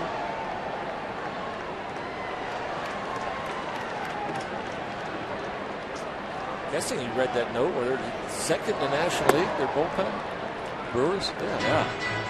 The starters have really struggled, but bullpen has been outstanding. Atlanta has the best bullpen in baseball. It's the National League team ahead of them. Shortstop Segura, look at this. What a night he's having.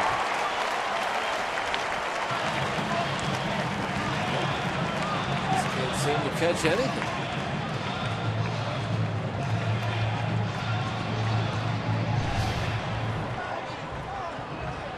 Ball's pretty hard hit by Mercer. Segura going to his left.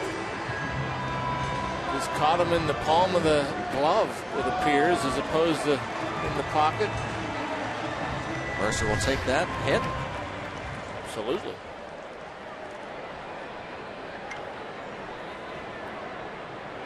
Two outs. Garrett Cole. He's walked, singled, and scored 2 runs.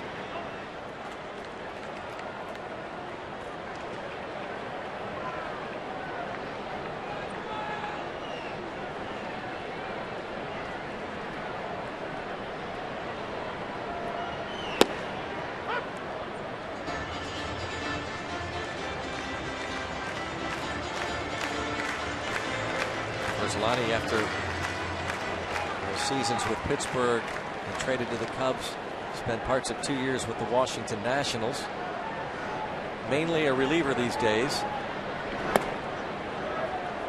Renegade has to be pretty happy with the work he's done here tonight, really picking up the bullpen.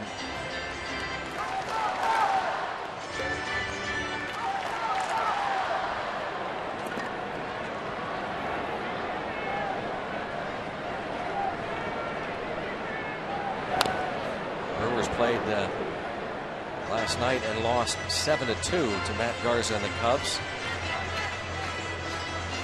Lost the last 2 games of that series as their starters have really struggled. Lucroy got that. Wow. Right in the throwing arm.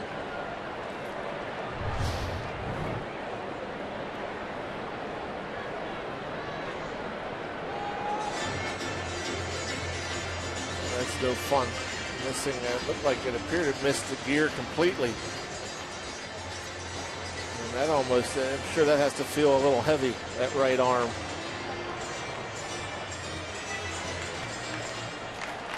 Lucroy missed about a couple months last year, the fractured right hand.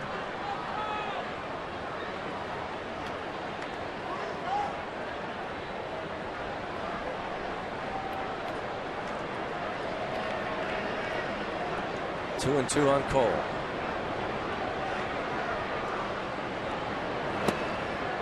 Gorzelani gets his 5th strikeout. But the Pirates are leading by 5.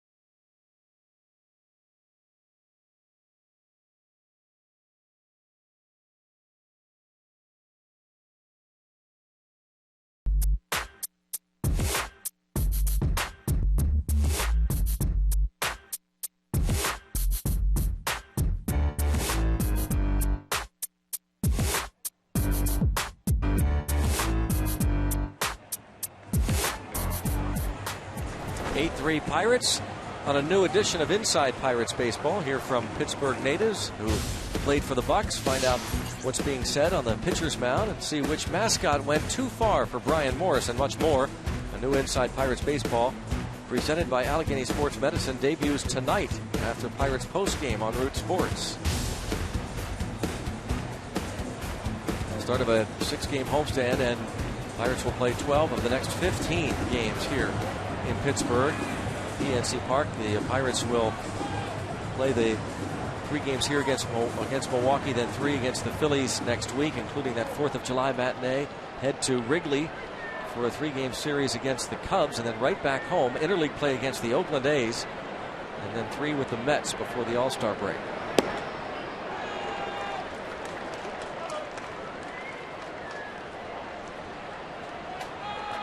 Lucroy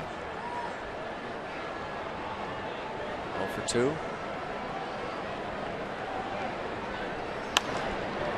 Toward right. Snyder not able to make the play. The ball kept carrying on him. And Lucroy going to wind up at second base with a leadoff double. That ball went a long way. It looked just like a routine line drive off the bat. I guess it helps when you're hitting off that kind of velocity. Snyder going back at a decent angle on it, but couldn't catch up to it.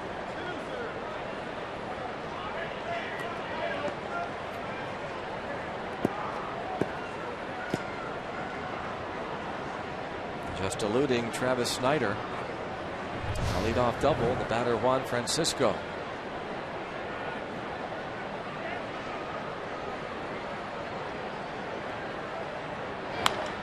And that's to Snyder.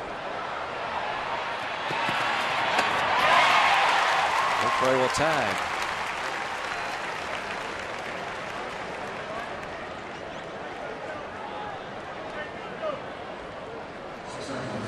Pirates are going to get somebody loosening in their bullpen. Ryan Reed. As we were wondering at the top of the 5th inning how the Pirates will handle Garrett Cole in terms of innings at the big league level.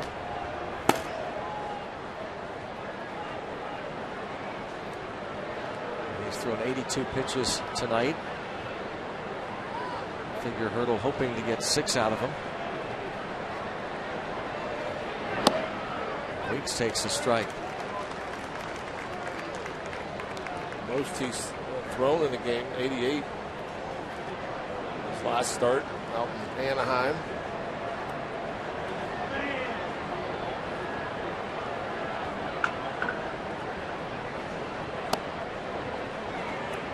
Won the count on Ricky Weeks. Of course, they keep track not only of the pitches, but they call the stressful pitches. High stress innings.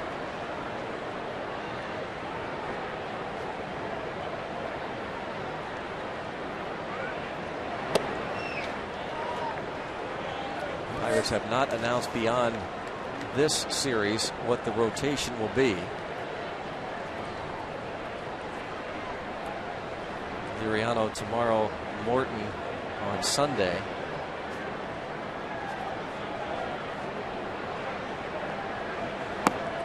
That's a lot of days off. Yeah, 3 days off. All of a sudden they've had a lot of days off. In a matter of 8 days, they play 5 games in 3 days off over an 8-day period. You have to figure Locke will start Tuesday night.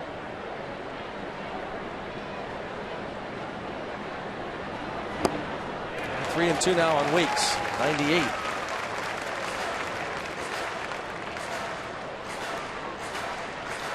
That's what's impressive. This late in the game, throwing harder than he was early. Almost like just getting warmed up.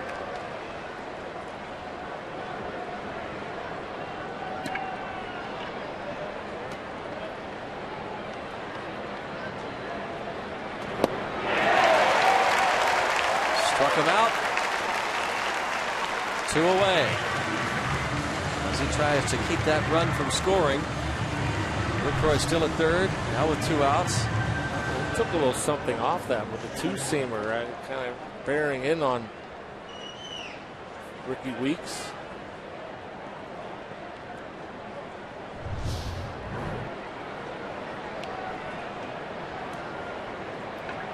Now Logan Schaefer, who singled on an 0-2 pitch in the fourth.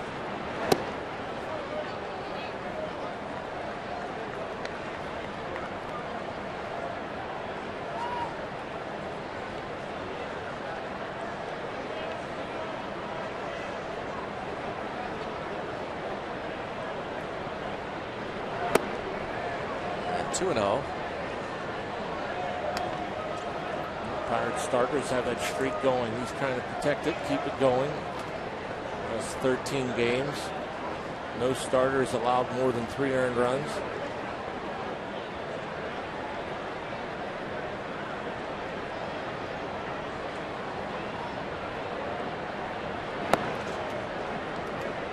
Now, falls behind Schaefer, 3-0.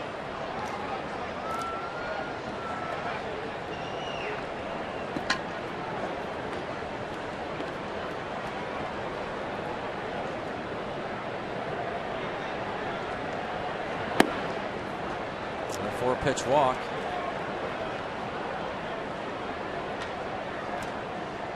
Ray Searage going to make a trip.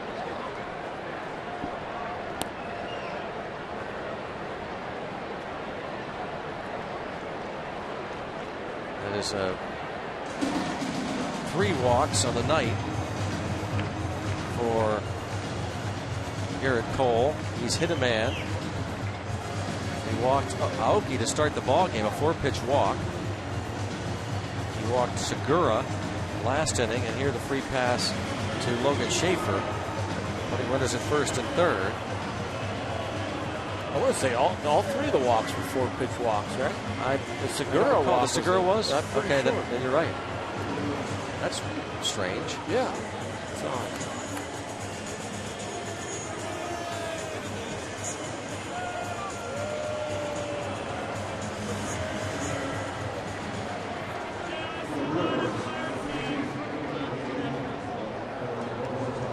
Caleb Jindal's going to pinch hit.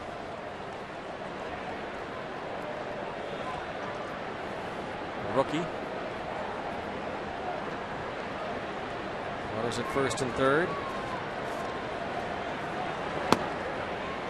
Strike.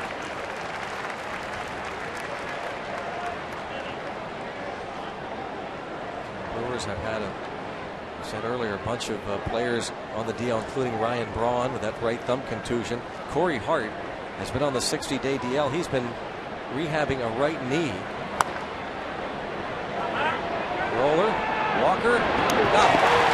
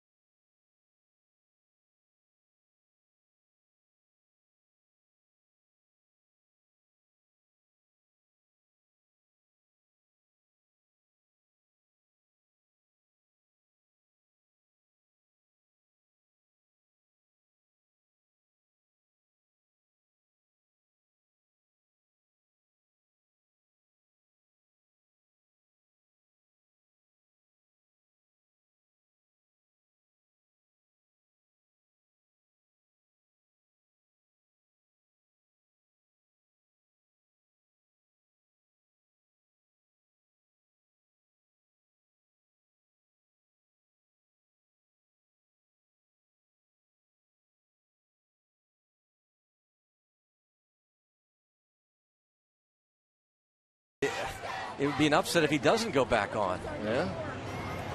Coming out that early. I mean, they got a pretty good backup plan in Cingrani. Yeah. Yeah. Pretty nasty. Really good. But, man, that's a big, big loss. So Garrett Cole getting the congrats. Appears to be done for the night. As he weathered that first inning storm just a few moments ago.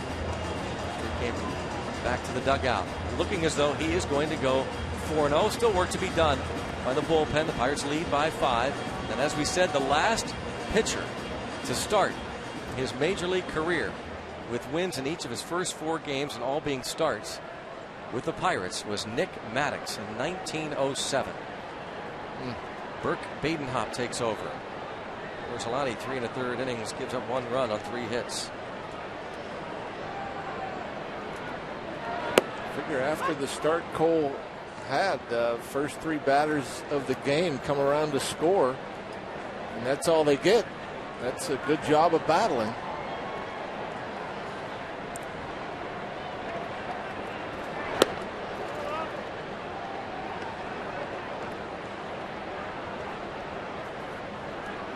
One and one.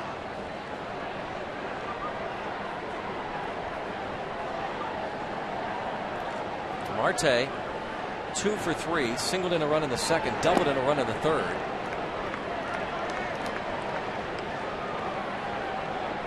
We wondered if he might not be a man on a mission after that first inning at bat.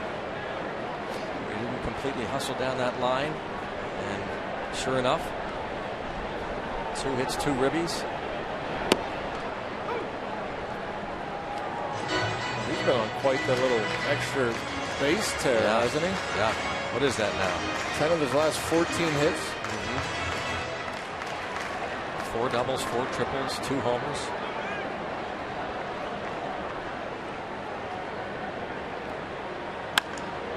Rifles this one to right center field. Going to have at least 2. Let's see. Let's see. He wants it. Is he going to get it? Yes! Triple. Can he fly?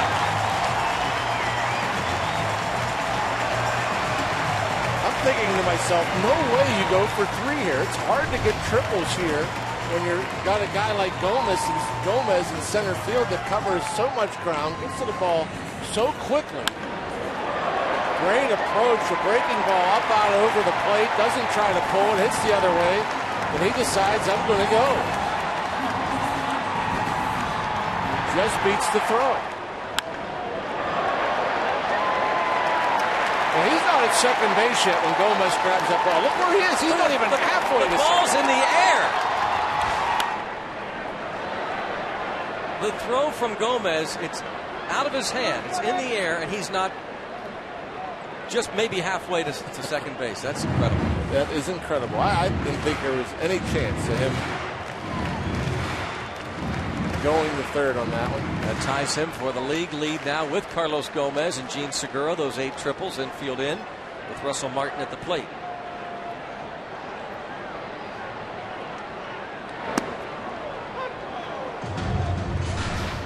There's another look. Not a lot on that throw. Look how softly he doesn't even reach the first cutoff man now. His arm's not that poor. And if it is, then Ricky Weeks needs to be a lot further out as the lead cutoff man.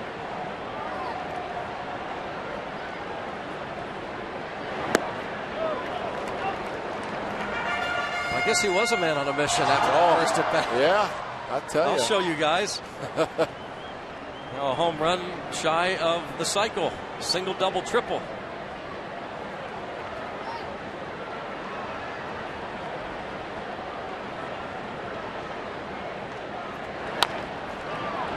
Dribbler, Badenhop looks toward third, throws out Martin. Russell Martin not able to cash in. Picked up an RBI in the second inning. Ground ball to Segura. Segura charged with the air. That was the 29th RBI for Russell Martin, but he is 0 for 4 tonight. As Andrew McCutchen comes to the plate.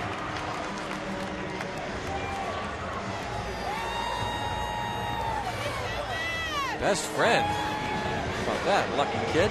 I'd say.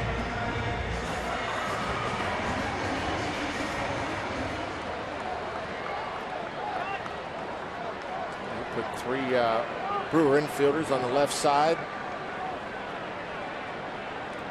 Very, very unusual shift. The infield in.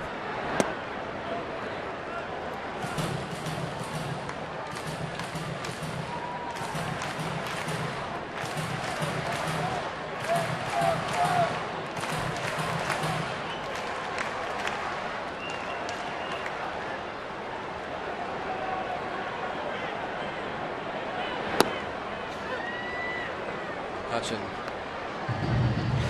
usually does not change his approach at all. Yeah, they're going to continue, I think, to work him away. There's no reason to try to pitch him in. He's been pulling so much more here the first half this year than we've seen last year, or in Pat, even since his rookie year. Rips this one past third. And McCutchen will go to second with a double. Doesn't matter. He'll still pull it. He'll still hit it through.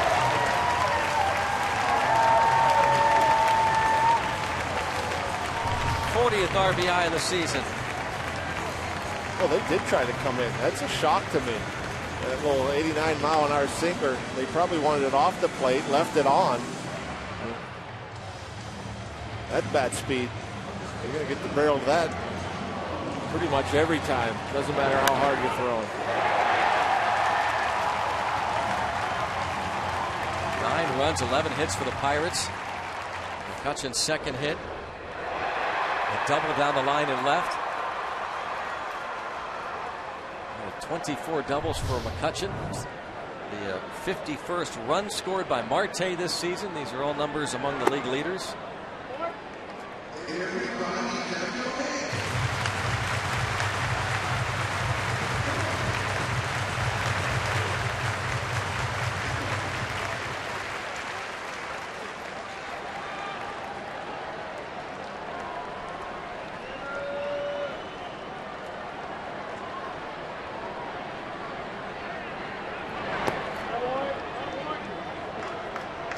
The count on Garrett Jones.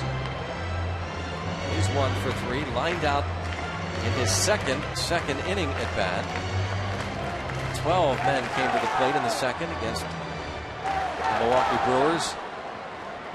Johnny Helwig making his major league debut, giving up 7 runs, 5 earned in the second.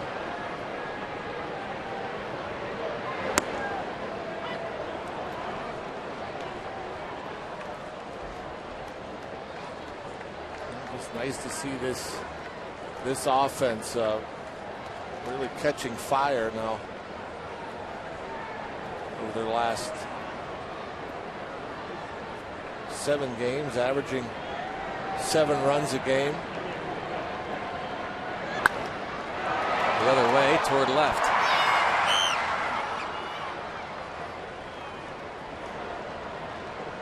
Jones is the second out of the 6th. I figure the pitching staff, more than anybody, has to appreciate that. Yeah. Or, every pitch, it seemed like, for the first couple of months meant something. A.J. Burnett, Jeff Locke. Alvarez, a couple of hits, an RBI.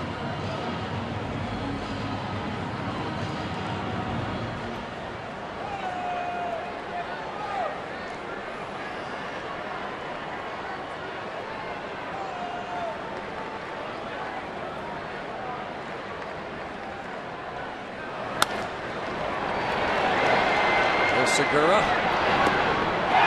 And the ball is dropped this time by the first baseman, Francisco.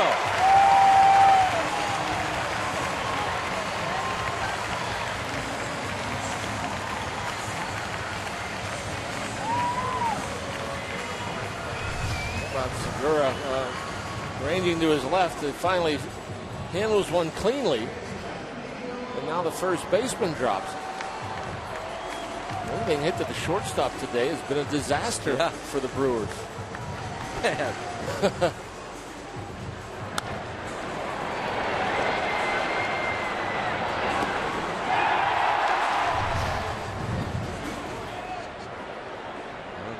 2 on, 2 outs as Ron Renneke Watches his club continue to struggle.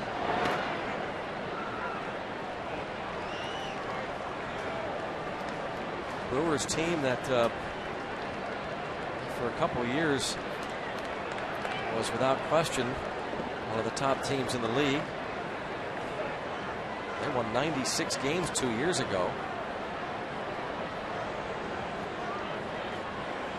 Won the Central by 6 games.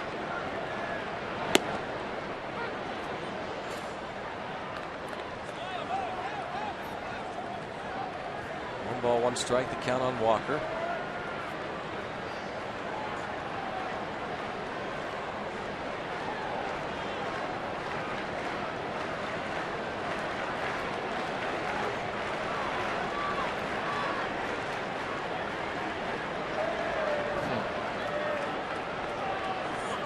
McCutchen jockeying around over there at third base, and Badenhop had to step off. Neil Walker would like to add to that RBI total.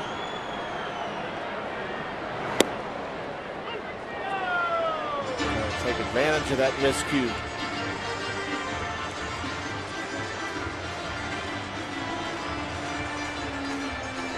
A double in the second for Neil Walker. Drove in the first 2 runs of the game for the Bucks.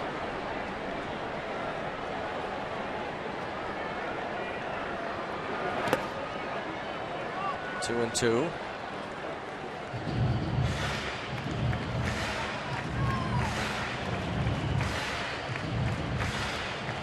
Bert Badenhop, the third pitcher to work tonight.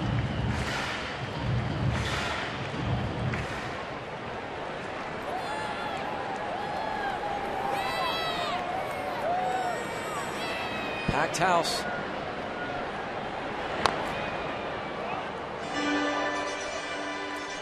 Still 2 and two on Walker. Hitting over 300 this season against Brewers pitching.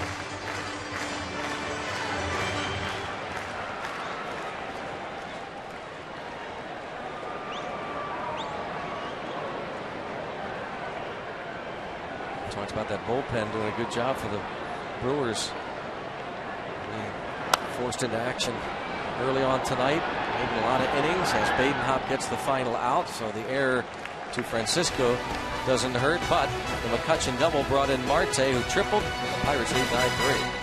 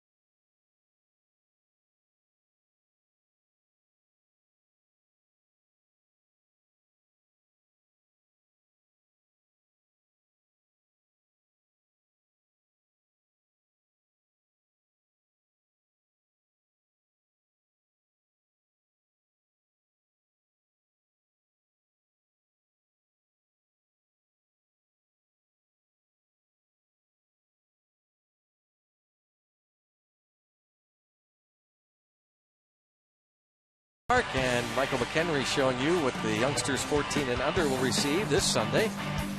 A drawstring backpack thanks to MLB Network and Xfinity. Come early for the #1 Cochran Family Fun Zone out on Federal Street and stay after the game. Youngsters can run the bases. For tickets, go to Pirates.com. Turned out to be a spectacular night here in the Berg as the Pirates lead the Brewers game 1 of the 3-game series 9-3. Garrett Jones is in right field. Wonder about that foul ball that Snyder took earlier off the foot. Gabby Sanchez is now at first base. Yeah, must be having a hard time getting around is Travis Snyder as Ryan Reed takes the hill. 5 appearances, 6 innings. The only run he's allowed was a home run in his debut, if I'm not mistaken. No. I think it was the next night. Second night.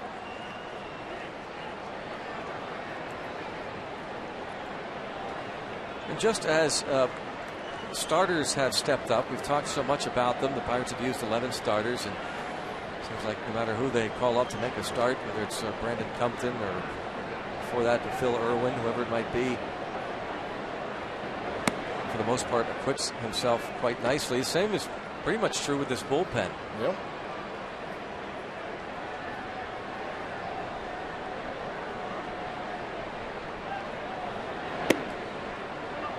2-0 on Aoki.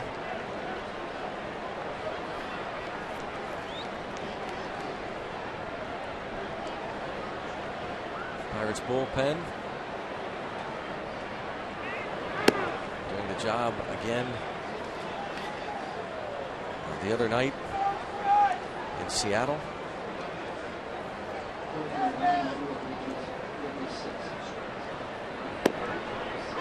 Strike, 3-1.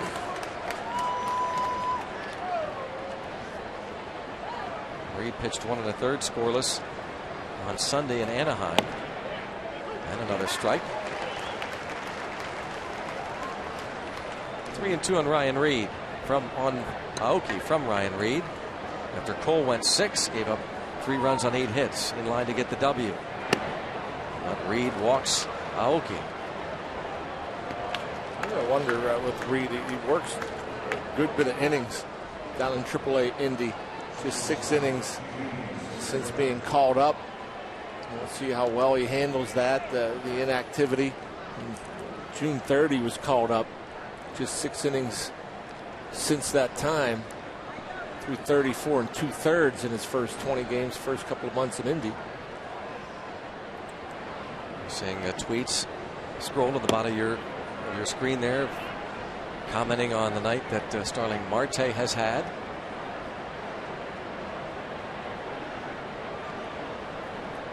Marte, after bouncing out his first time up, singled in a run in the second, doubled in a run in the third, tripled and scored in the 6th.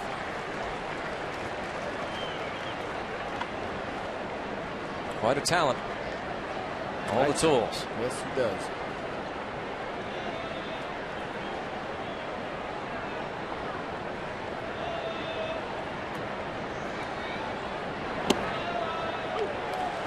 Ball, 2 strikes on Segura.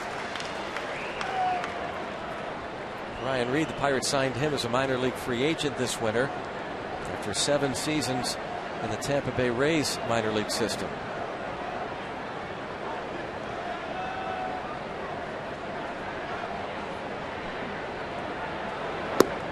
Yes, he did. Segura offered.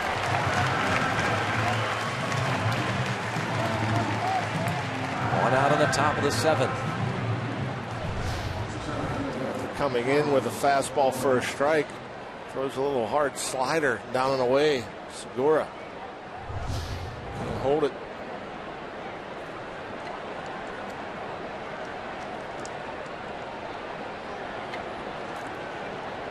Carlos Gomez, a couple of hits tonight.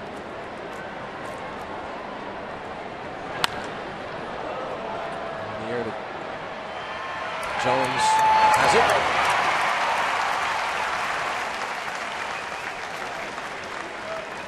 2 down, 7th inning. Garrett Jones from first base to right field. We'll pass word along to you if we get any information on Travis Snyder.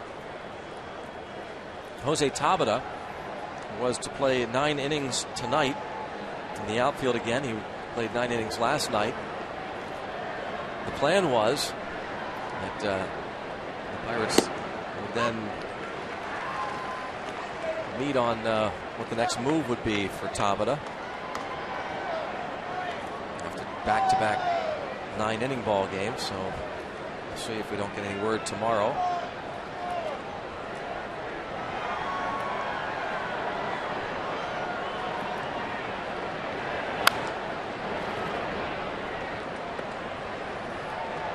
Oh, 0-2 on Ramirez.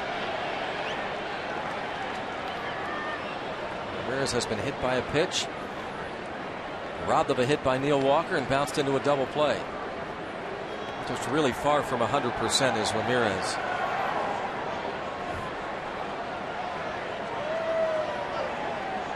Still feel he's a dangerous at bat.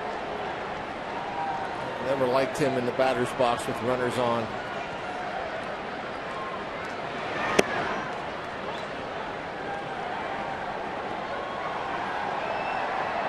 1-2. Ramirez on the disabled list with a sprained left knee at the start of the year. Has 23 games.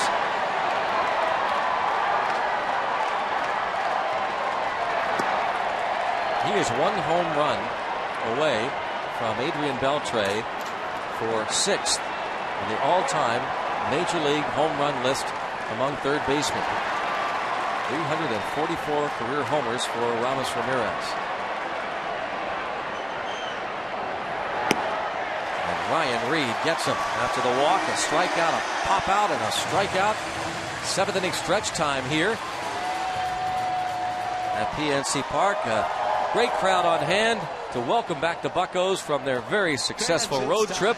And we're going to keep it right here for the 7th inning stretch on a Friday night at PNC Park. Smiley Cookie, and join everyone watching at home on Root Sports as we sing "Take Me Out to the Ball Game."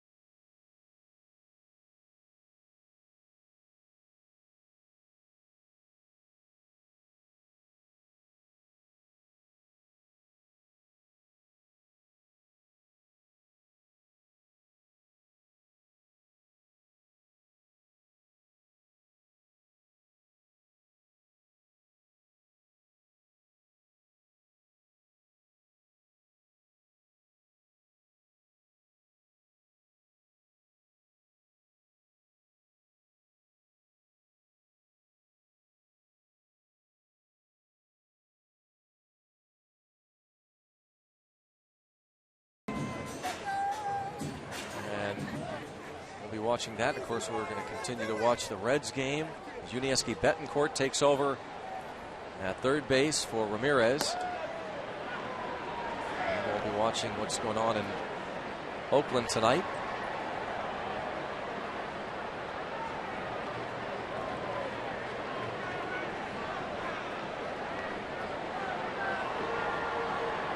Gabby Sanchez is first at bat. Broken bat, bouncer to Segura. What will happen here? Anything? No. Fun routine, huh? Yes, sir.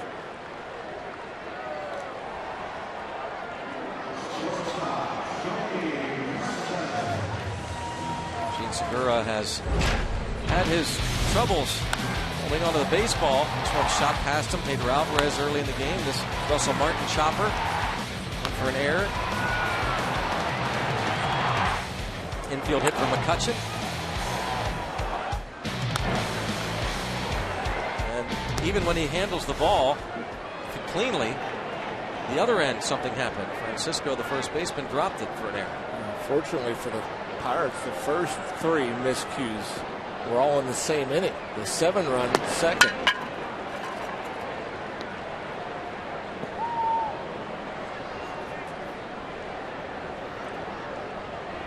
One away. Jordy Mercer, 1 for 3.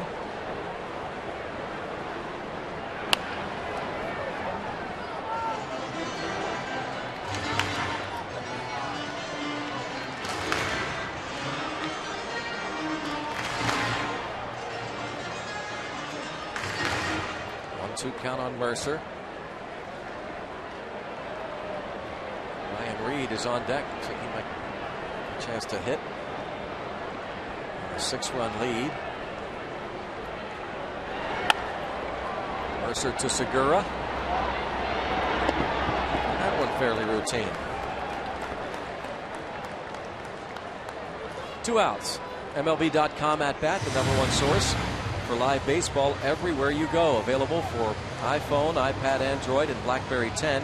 At Bat delivers Pirates baseball with live audio, pitch tracking, stats, news, highlights, and more. Text At Bat to 31826 or visit Pirates.com for details.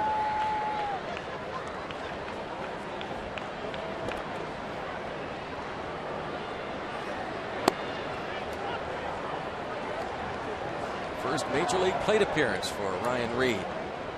Did you know he was a lefty? I had no idea. Me neither. Was he listed in the media guide? A lefty. Should have looked. Should have looked. Not something you normally look into. No batting gloves. You wonder if he even owns a pair. To third, Betancourt. The Pirates go down in order. End of the 8th. Pirates leading 9-3.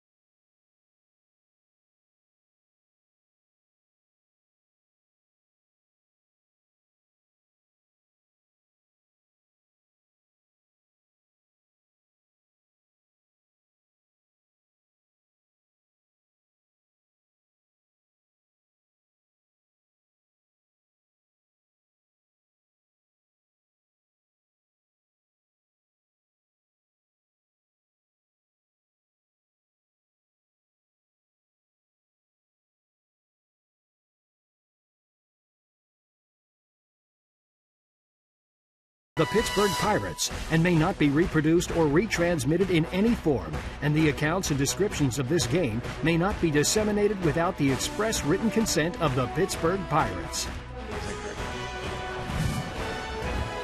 Great night. 9-3. Pirates leading the Brewers here. Greg Brown and John Wayne are with you. Yes, sir. Greg Simkovich, our stage manager. I thought your name was Dash. We were just talking between innings about some of the great guys that we know, and I was mentioning Greg Simkovich. And a great crowd, a sellout, 36,875. It's the 4th consecutive sellout. Seeing Garrett Cole, 6 innings, 3 runs, 8 hits. If the Pirates can get 6 more outs, he'd start 4-0 his major league career.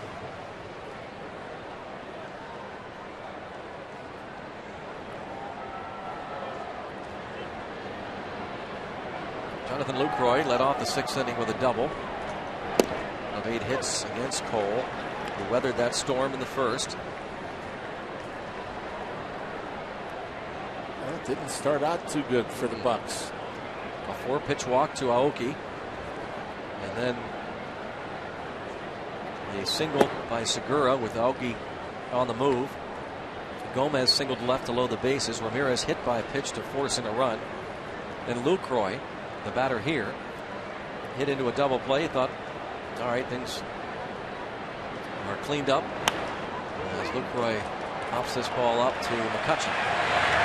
And then Juan Francisco, the RBI single to make it 3-0 in the first. Here's a look at the road ahead for the Pirates, brought to you by Nissan. Tomorrow's game on Fox.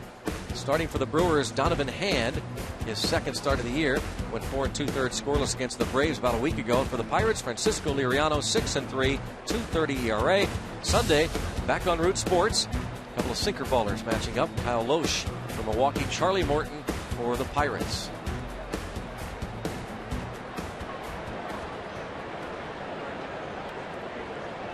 Bruised right foot for Travis Snyder. He was lifted from the game, and there's a liner just past Walker. Juan Francisco, his 2nd hit. 1-out single brings up Ricky Weeks. Weeks extended his hitting streak to 12 straight games with a base hit in the first. Bounced down and struck out. It's 9 hits now for Milwaukee. Brewers' team batting average is .260. They've got some sticks. They got some guys that are threats. 9 hits though for this staff. It's a lot. By far the major league leaders in fewest hits allowed. I think that, thinking back to that first inning and, where Cole struggled a bit. You wonder, this team, I think that's what's so special about this team. I don't think they care what the circumstances are. Oh, just being down 3 or whatever. It doesn't matter. They just knew that they were going to come back. It's the way the confidence they have. The way they've won games, not only in this little winning streak they have going, but throughout the year. And the comeback wins, the way they've battled. It seems they've been in every game. Yeah. There's not very many games they're out of, and so many times they've been able to come back.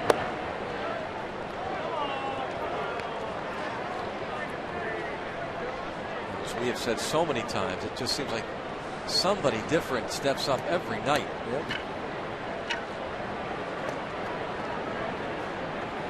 Everybody contributing in one form or another.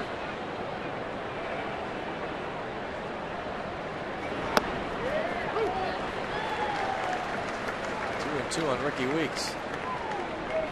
That was a scary road trip. When we left Pittsburgh before that trip, you looked at 4 in Cincinnati. You wonder, where are they going to stand? How are they going to fare?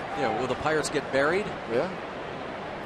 Will they lose 3 of 4, get swept in Cincinnati as Ryan Reed strikes out Ricky Weeks? And you're looking at the Angels in Anaheim. What might happen there? Slider, and Reed gets those chases on the sliders, I think, because of the sneakiness of his fastball. Kind of throws it from right behind his ear. It sneaks up on the hitter. They're late on it, even if they can pull the trigger. And then he throws that spinner up there, and they just can't pick up the spin, and they start too soon.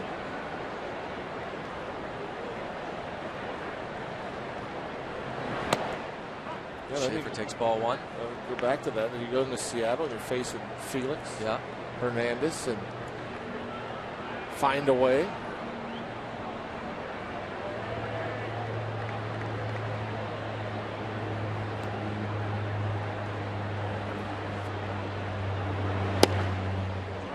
Speaking of Cincinnati, they are trailing in Texas 3-0 in the 5th inning.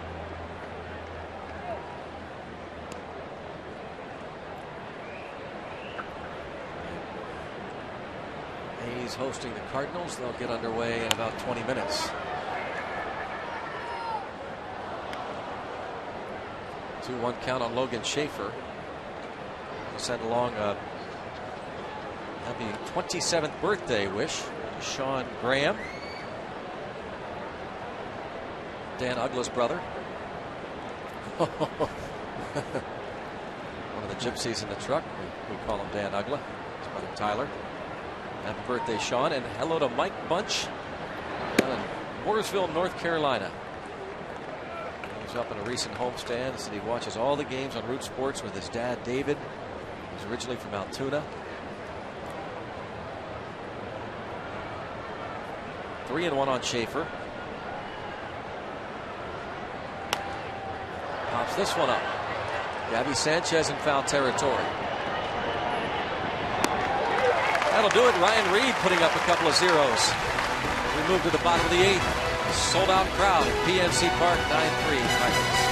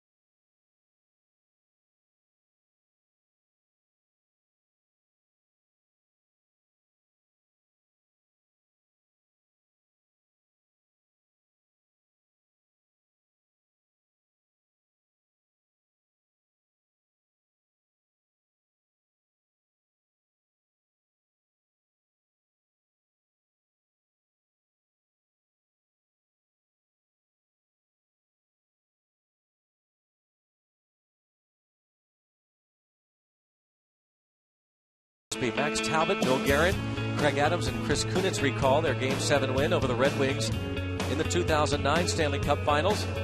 Hear their game memories while you relive the unforgettable victory that secured the Pens a 3rd Stanley Cup championship.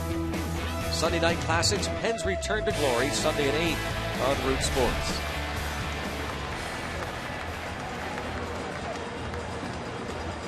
So McClellan was supposed to be here tonight as the crew chief, but was late arriving, not able to get here for the game. Talking to Rick Sofield, who is coaching third base tonight. Starling Marte has made Rick Sofield a busy man.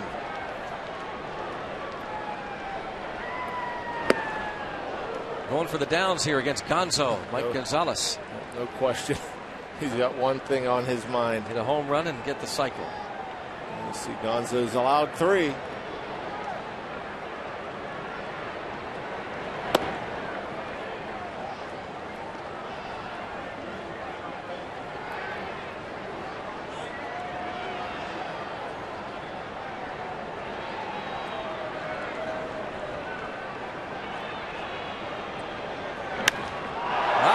Put a charge into it, but he's going to get close.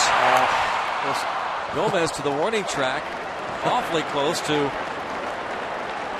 being the first Pirate since Darrell Ward in 2004 to hit for the cycle, and the crowd appreciates his effort. Yeah, the crowd knew what was going on. A big roar when the ball left the bat. And it looked good off the bat, but didn't get all of it.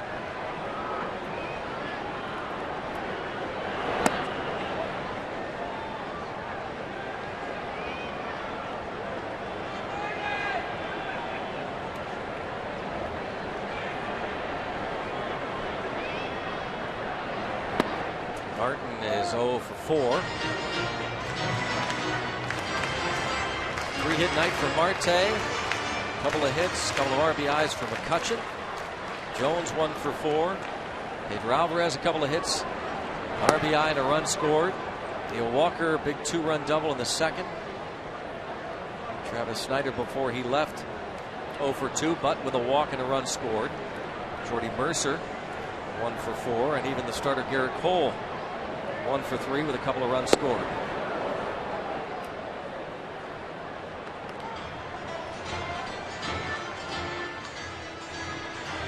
Justin Wilson had started to loosen in the Pirates bullpen when the inning began.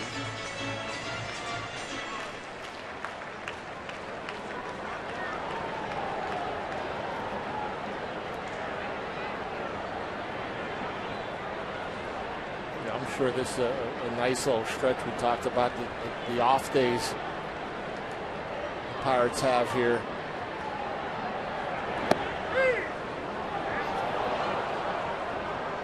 Martin not thrilled. That breaking ball catching the inside edge. Let's take a look. UPMC Sports Medicine. Oh, yeah, that's not a good call. Umpire looking right over that inside corner. But the bullpen, and there's been so much said about the bullpen use. Yeah. In terms of more innings than any team. It's a nice little break. It really is. It's been a great break for especially Grilli. It's going to go 5 days now not being used, hopefully. It's as though Clint Hurdle's going to let Ryan Reed go after his first career save.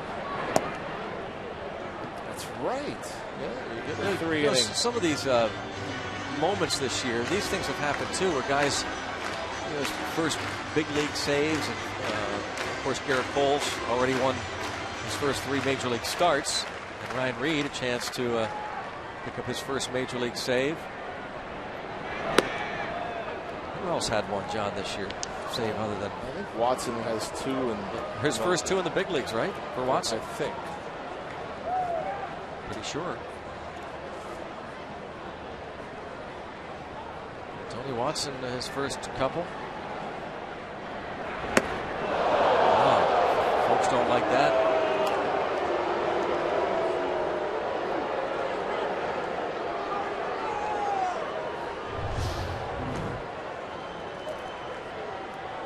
Trying to go in. Not far in, but certainly up. Never like to see that ball up around the head area.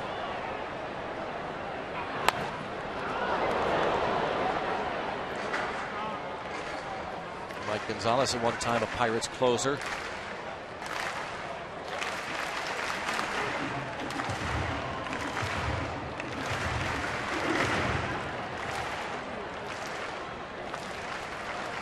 Two and 2 on McCutchen.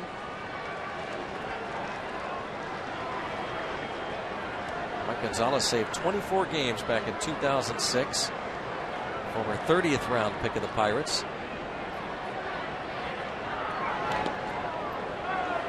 Now 3 and 2. Gonzo used to be a flamethrower. He used to just come up. You knew what you were going to get. You knew you were going to get some fastballs, typically up in the zone. And now we'll throw some change-ups. Likes to go to that breaking ball. And McCutchen, it's a fly ball deep. Way back. Clear the deck. Cannonball coming. A bomb for McCutchen. Over the wall in left center field. His ninth.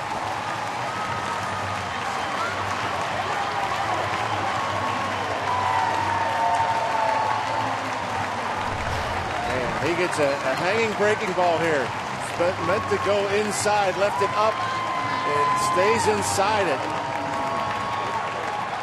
Man, we've been talking about him maybe being a little pull happy, but that breaking ball.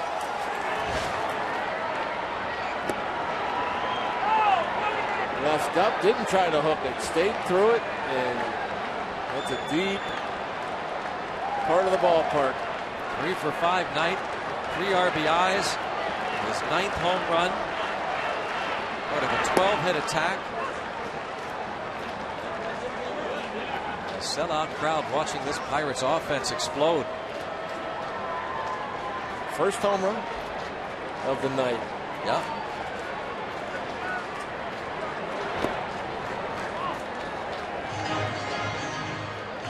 Five extra base hits. The first homer.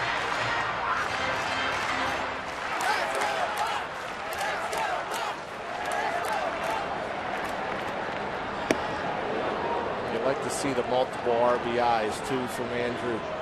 And 3 hits, driving in runs.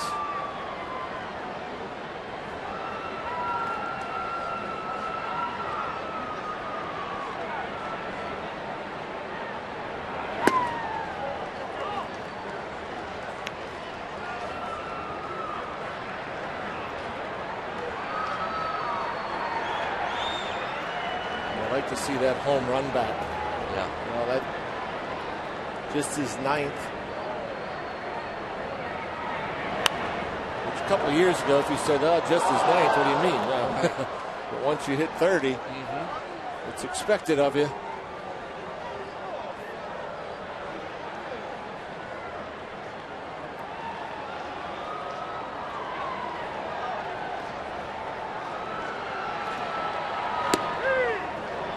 Strikes out Jones looking. But Andrew McCutchen adds another run. The Pirates have 10. Now Ryan Reed looks for his first Major League save.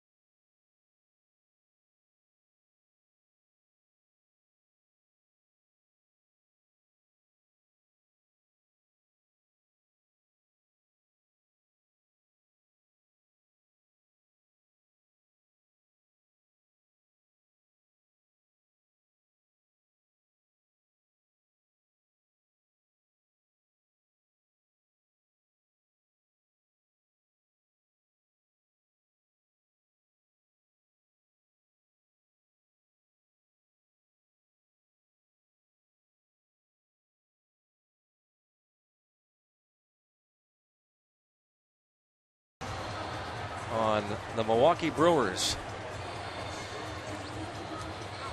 Pirates entered this game, 6-game winning streak. First time they've won 6 games in a row in quite some time, 2008. They have not won 7 in a row since 2004. They had a 10-game winning streak that year, June 26th to July the 5th. Sean Halton leads off as a pinch hitter, another rookie for the Brewers. And it's going to be another play.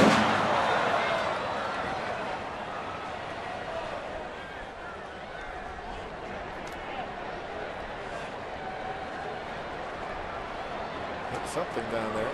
Halton wasn't taking anything for granted. That ball was some 25, 30 feet foul. Made it all the way down to first. So big moment for Ryan Reed, who had one minor league save this season, 28 in his career. Reed saved 10 games his second year in pro ball in the minor leagues with the Tampa Bay Rays. It's not your usual save. You can get a save by pitching 3 innings at the end of a ball game. Your club wins, and you see the 28 career minor league saves. And it doesn't matter what the score is, correct? Yep, as is the case here. As you finish the game, your club wins. You pitch 3 innings. And a strike 3 on the pinch hitter. And this is a really big deal to a guy like Ryan Reed. Oh, no question. I mean, he has been through a whole heck of a lot, been through his share of injuries. Former 7th round pick of the Tampa Bay Rays back in 2006 out of James Madison University. He really felt like he turned the corner his last 2 years because he played winter ball.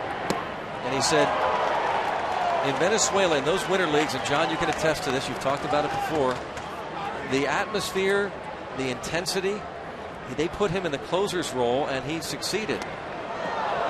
As Aoki falls over, pitch was in the dirt.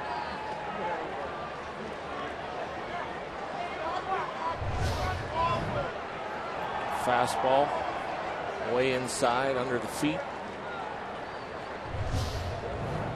But yeah, it's pretty impressive. The amount of minor league guys, and I can think of over the years how many there were that you just begging for that opportunity to just go out there and work year after year. Bounce to second.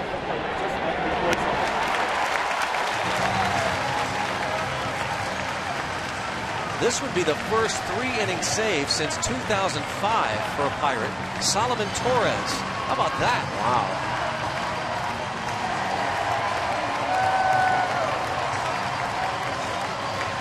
So again, you enter the game with a lead of no more than 3 runs, pitch at least an inning. You enter the game regardless of the count with a potential tying run either on base, at bat, or on deck. And you pitch at least 3 innings. Opportunity to pick up a save, and you're not the winning pitcher. Is that Rule 1019? That is Rule 1019. I knew you knew that. That was the rule number. Very impressive.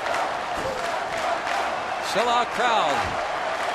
Gene Segura takes a strike.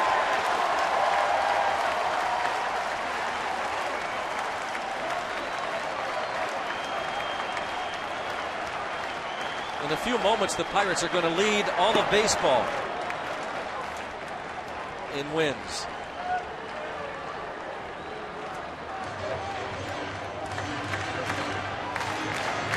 Games over.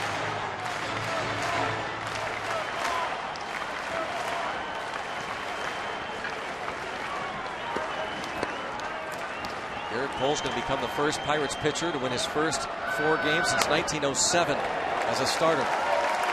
2-2. Another 7. Yeah. 7 Brewers have struck out here tonight. Ryan Reed's number. Total 7. You add each digit.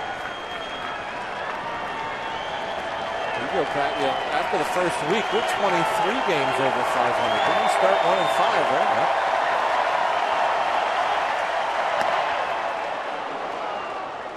Well, they wanted it. So did Ryan Reed. Maybe a pitch away from his first major league save. And Garrett Cole improving to 4-0. And the Pirates with a 7-game winning streak. He's got a piece of it.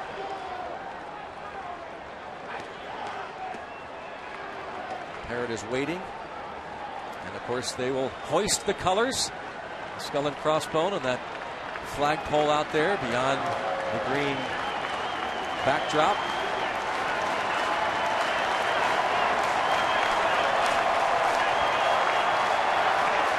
Three and 2. Up the middle. Mercer to first. Oh, what a play. What a play by Mercer. An infield single for Segura. Marvin Hudson, the first base umpire, rules him safe. It looked to he beat the throw.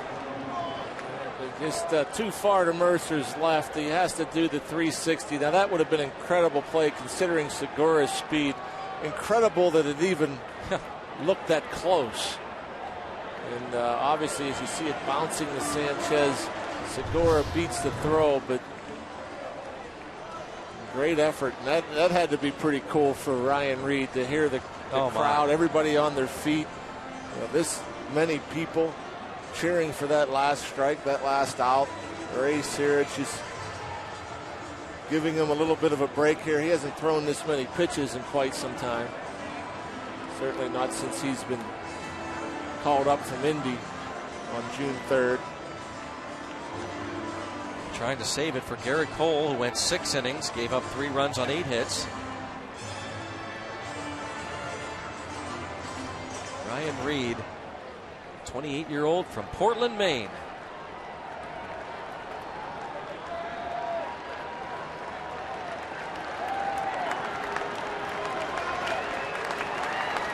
Batter Carlos Gomez.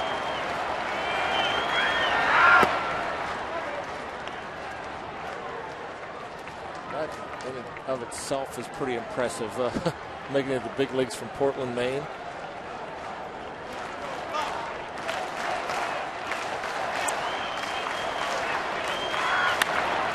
Bounced to short. Raise it. Raise the Jolly Roger for the 7th straight time. Garrett Cole is 4-0. Ryan Reed, his first big league save.